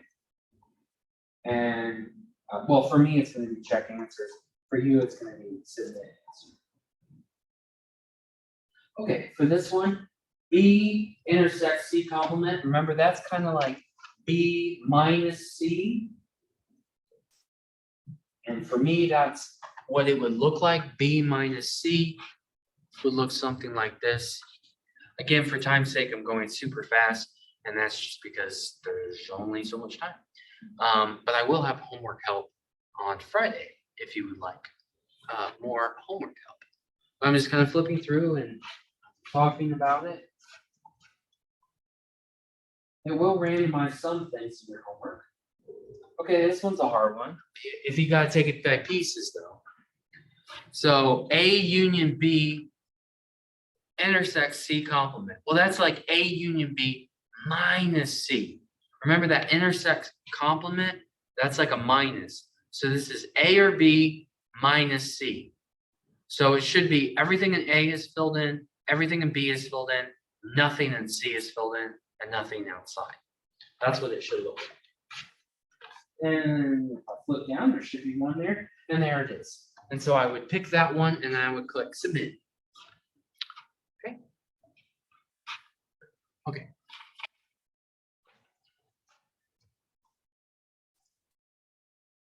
This one, very similar to what we did together. A complement union B complement. I used Roman numerals because that's what was in the lecture notes, but you're just clicking multiple choice and filling out. It might randomize what it asks you, but it's the same idea. You're just picking which regions would apply. And you can see more than one applied for me. Same thing here. This would be B minus A. And that would only be region 3. We did that one together in class today. Similar thing, but a little harder. Take these things in pieces. All right. I'm sure you had a teacher that said parentheses first. Parentheses first. It still applies.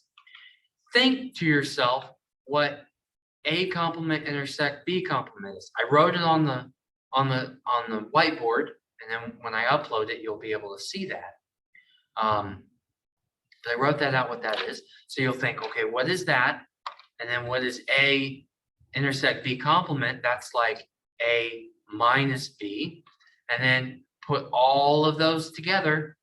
Well, I found region 2 and 4 for that. But take these things in pieces. You know, it's parentheses, just like in algebra class in your junior high or 6th grade. Parentheses first, it's still parentheses first, okay? So take them in pieces. Don't try to do everything at once. It'll be too hard to do that. All right, for this one, they give you the picture. They give us the picture. They want us to find what is it. Well, to me, to my eye, for this example, it's everything on the outside. It's everything on the outside. And how could you write everything on the outside for 3 sets instead of 2? Well, one way would be A complement intersect B complement intersect C complement. That's the outside. Or you could do the union of all 3 and then the complement of that. That'd be another way to do it. Let's see what the answer was. So they went, that one, they had the union of all of them and this complement. So that would be another way of writing the outside. We see that through De Morgan's law. We saw that through the whiteboard notes. So there it is. You just need to pick that one and hit submit. Very similar, multiple choice. It's asking which one this would be. I'm sorry. Gotta be careful. This one is asking for the complement. I almost messed it up myself. It's asking for the complement of what's given. Well, what's shaded is the outside. So what's the complement of what's outside? It's the inside. It's A or B. It's A union with B.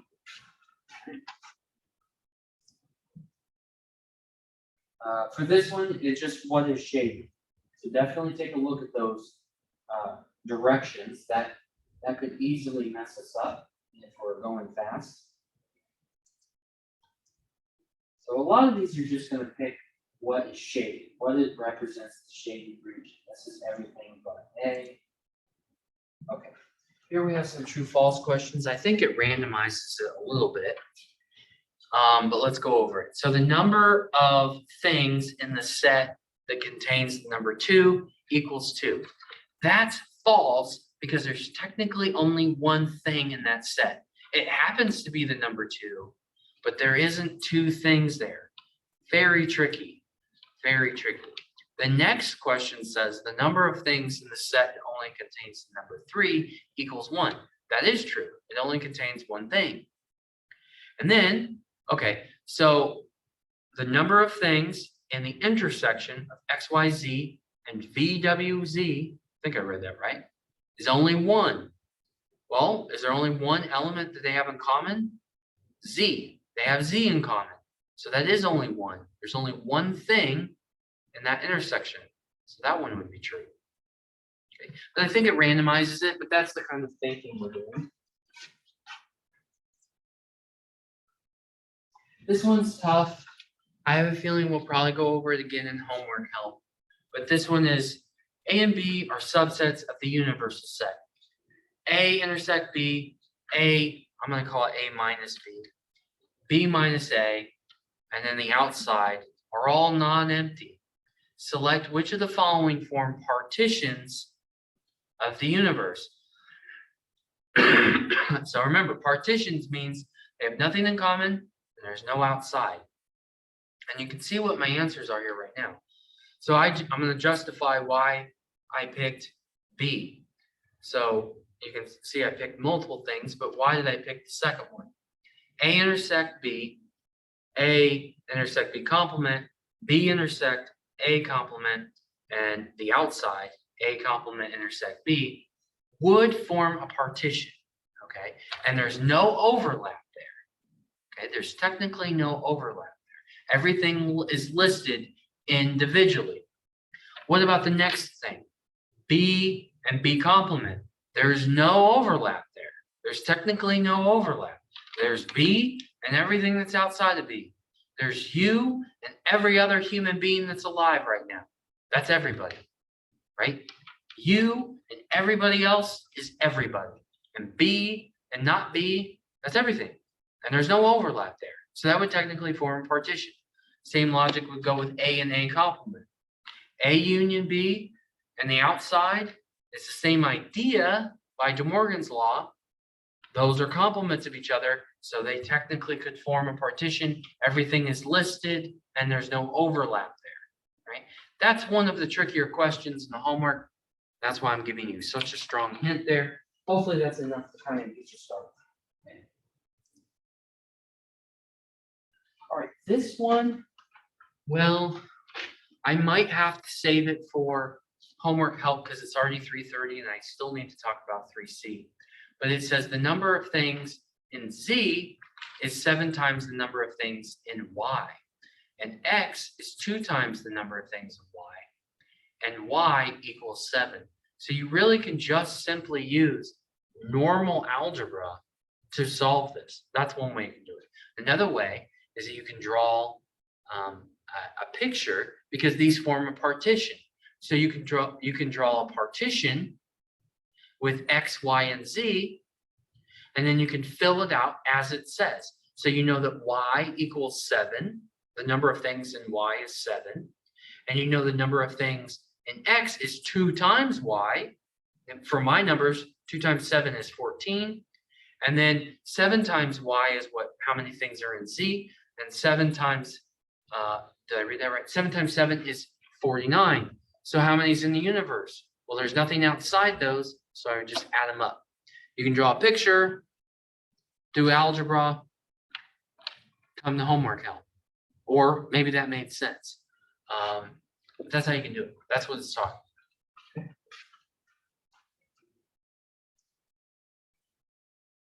Very similar thing. The ABC form a partition.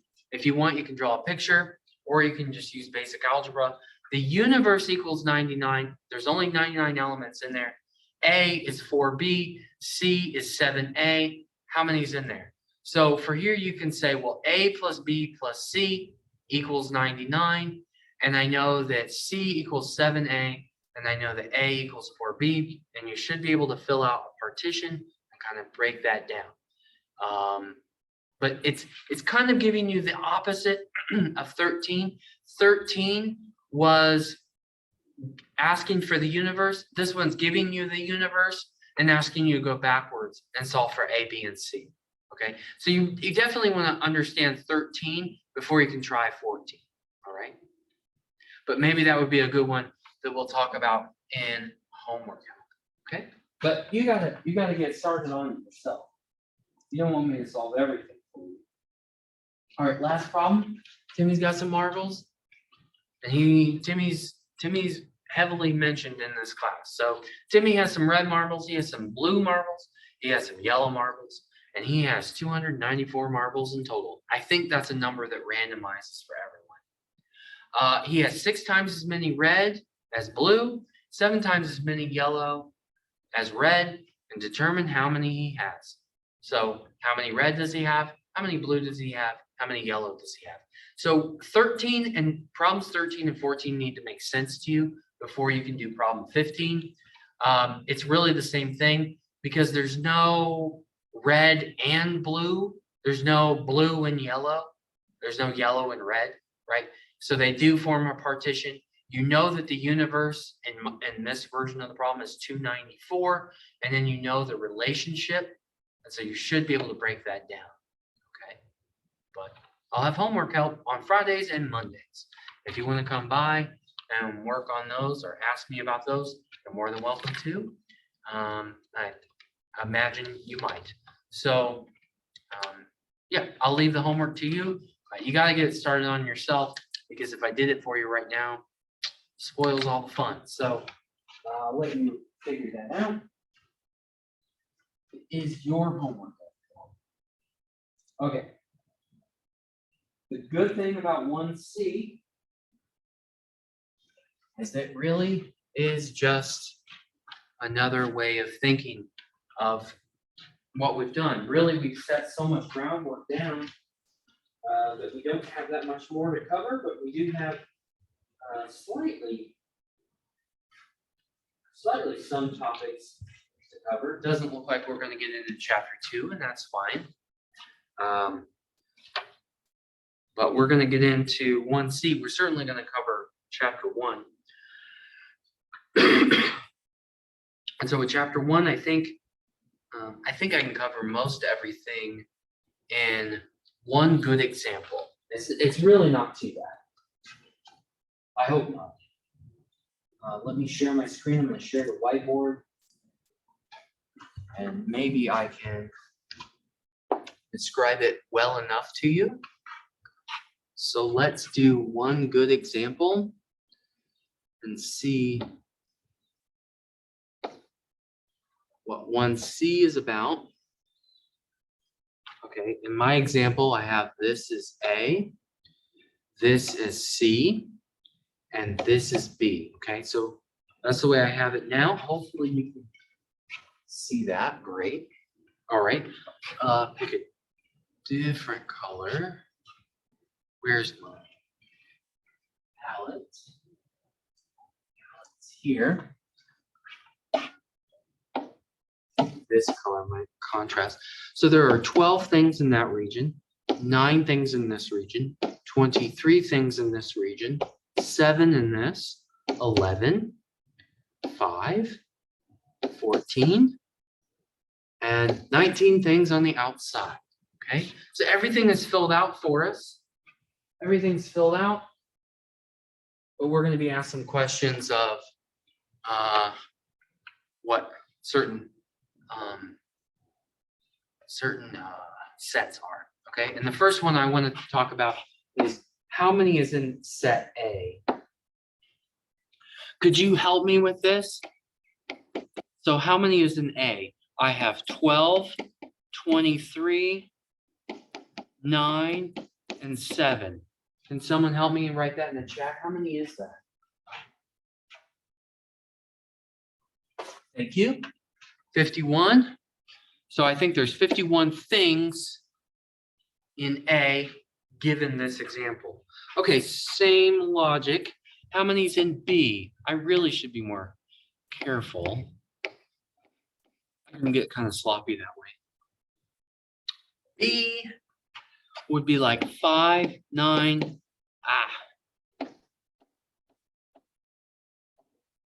5, 9, 7, 14. I think I got that right. 5, 9, 7, 14. How many is that? What do you think? 35. All right, do you already know what C is? 11, 23, 9, 5. Do you already know what C is? 48. On fire. All right, next example. What's the intersection of A and B? I really should be more careful and write that in there. What's the intersection of A and B? A and B would be 9 and 7. Pretty sure anyway. Yeah, what's that? What's A and B? 16. Awesome.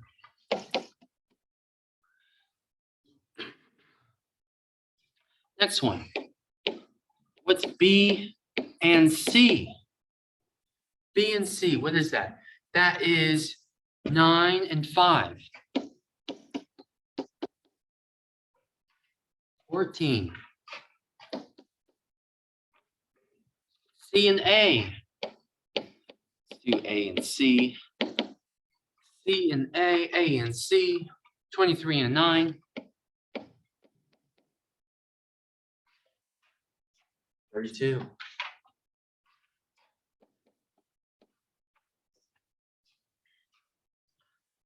What's the intersection of all of them?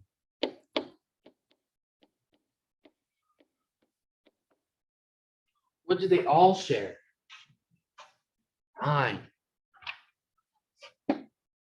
Awesome. What's the union of all of them? Oh, brain fire. You can it was almost like a math Freudian slip. I put the plus sign because that's what my brain thinks of when I talk about union. So I put a plus sign by accident. But what's A union B union C? Now we need to watch out for the intersections. We don't want to overcount. Because if I just add A plus B plus C, that would be wrong. So I need to add everything individually. So I'm really just adding all the numbers. I'm really just not adding 19. I'm adding all the numbers. So how many is that? I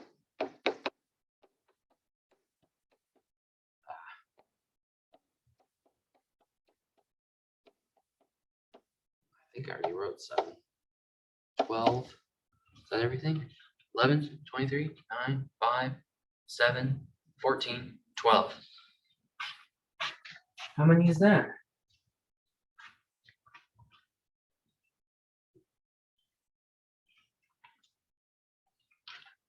What do you think? How many is it?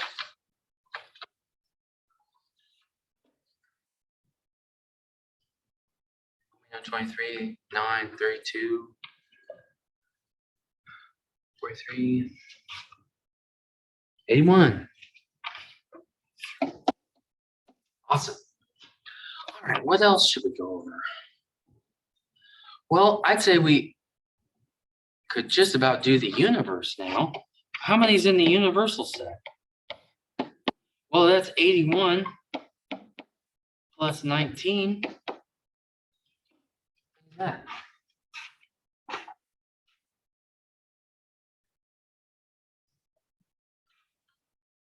$81 plus 19, 100.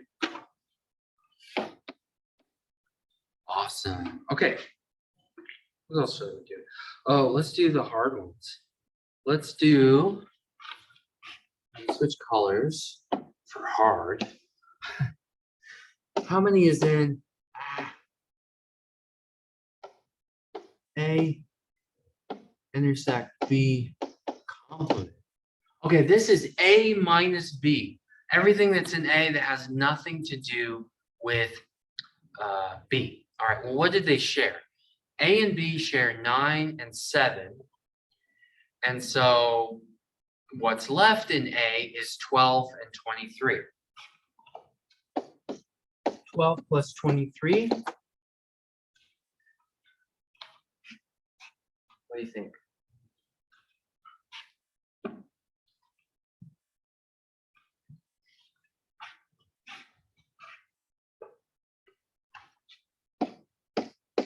We got 35. Okay. How many would be in A complement intersect B complement? Now we have not done anything.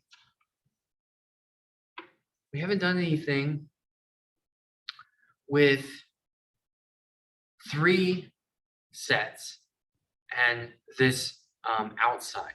Okay. Before we looked at the outside and it was just 2 sets. So it was anything that was just not those 2 sets, which is still true, but now there's a C involved. So now the outside of A and B, what would that be? Well, that would be 11, the 11 that's in the C that has nothing to do with A and B, and then the 19 would also be in there. So I'd have 11 that's in the C and the 19. All right, what do you think? What's that?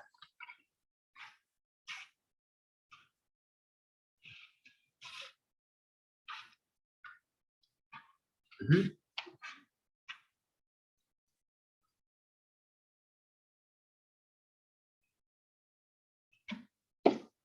Awesome. Okay, what is B complement intersects C complement? Very similar logic, just different sets. What would it be? Still getting used to the camera. This is everything outside of B and C. So what is that? I guess it technically would be everything outside B or C. I should be more careful. But it's just outside B and C. So what would that be? There's a 12 and there's a 19. So we need to add those together. I think that's 31. Okay, what else should we do? Did we go over, still thinking about complements. A complement intersect, B complement intersect, C complement. Did we go over that yet? I don't think so. So what's outside all of them? What's outside all of them?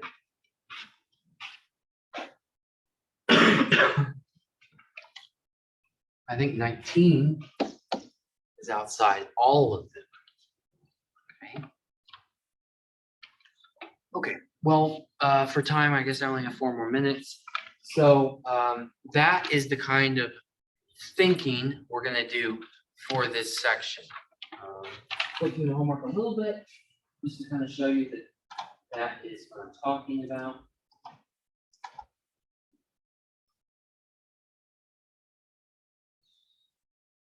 So I don't think, yeah, certainly 2A is not complete.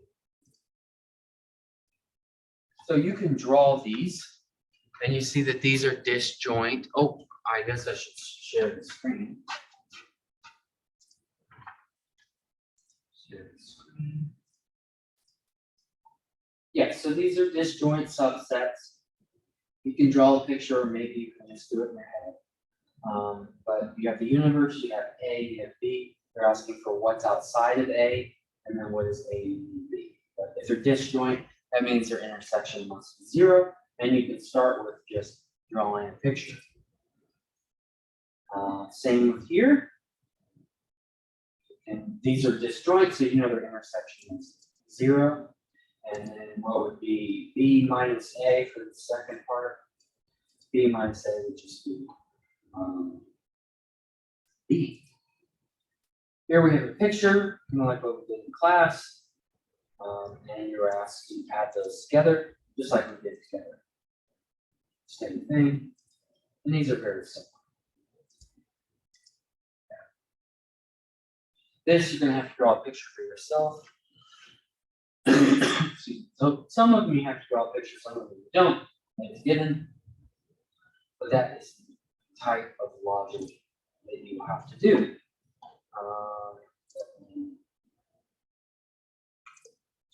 Everyone, it's empty room. Okay, so that is basically the class. We're going to do sections just 1A, 1B, 1C. We're not going to do 2A, so I'll have to take that off of our plate. I kind of thought maybe that would be the case, but that's the way it goes. So that is what is due next time, but it doesn't have to be the next time I see you. I will have homework help on Friday, and I'm thinking a good time for me would be 10 a.m., but another time, no, it's going to have to be 10 a.m. because I have meetings in the afternoon at 1. So I'll have homework help at, let's say, 10 to 11 on Friday. And on Monday, I could either do 10 to 11 or 1 to 2. Does anyone have a preference for Monday? If it would be 10 to 11, I mean, there's going to be a lot of people that can't make either, so that is understandable. Is there anyone that could make on Monday 10 to 11 or 1 to 2 that might be interested? Post in the chat, because I could be open to that. Is there one rather than the other on Monday? Friday, I usually have department meetings I have to go to on Friday, so that'll have to be in the morning. But and I'll also check with my other class because it's also a finite. Maybe I'll just do 10 to 11 so I can keep it consistent. That way, it's just the same time for each. Okay. I will also have the same class tomorrow. I will try to do this all over again, but for other Ivy Tech students. If you want to come, I'm in D203 and we're going to do it all over again. So you're welcome to do that. I'm not going to send out the Zoom link to y'all because of technology and other reasons, but you are welcome to come in class. I'm standing in an empty classroom by myself, so I don't think it's going to be too busy. Hopefully somebody comes, but so I'll stick around after class. That's everything. So I'll stick around if there's any questions or anything like that, but I'll stop the recording and bid you adieu. I will send messages out about all the things I talked about. I'll post these lecture notes and everything. But yeah, let me know if you have any questions. I'll see you next time. And yeah, so I'll stick around, but that's the end.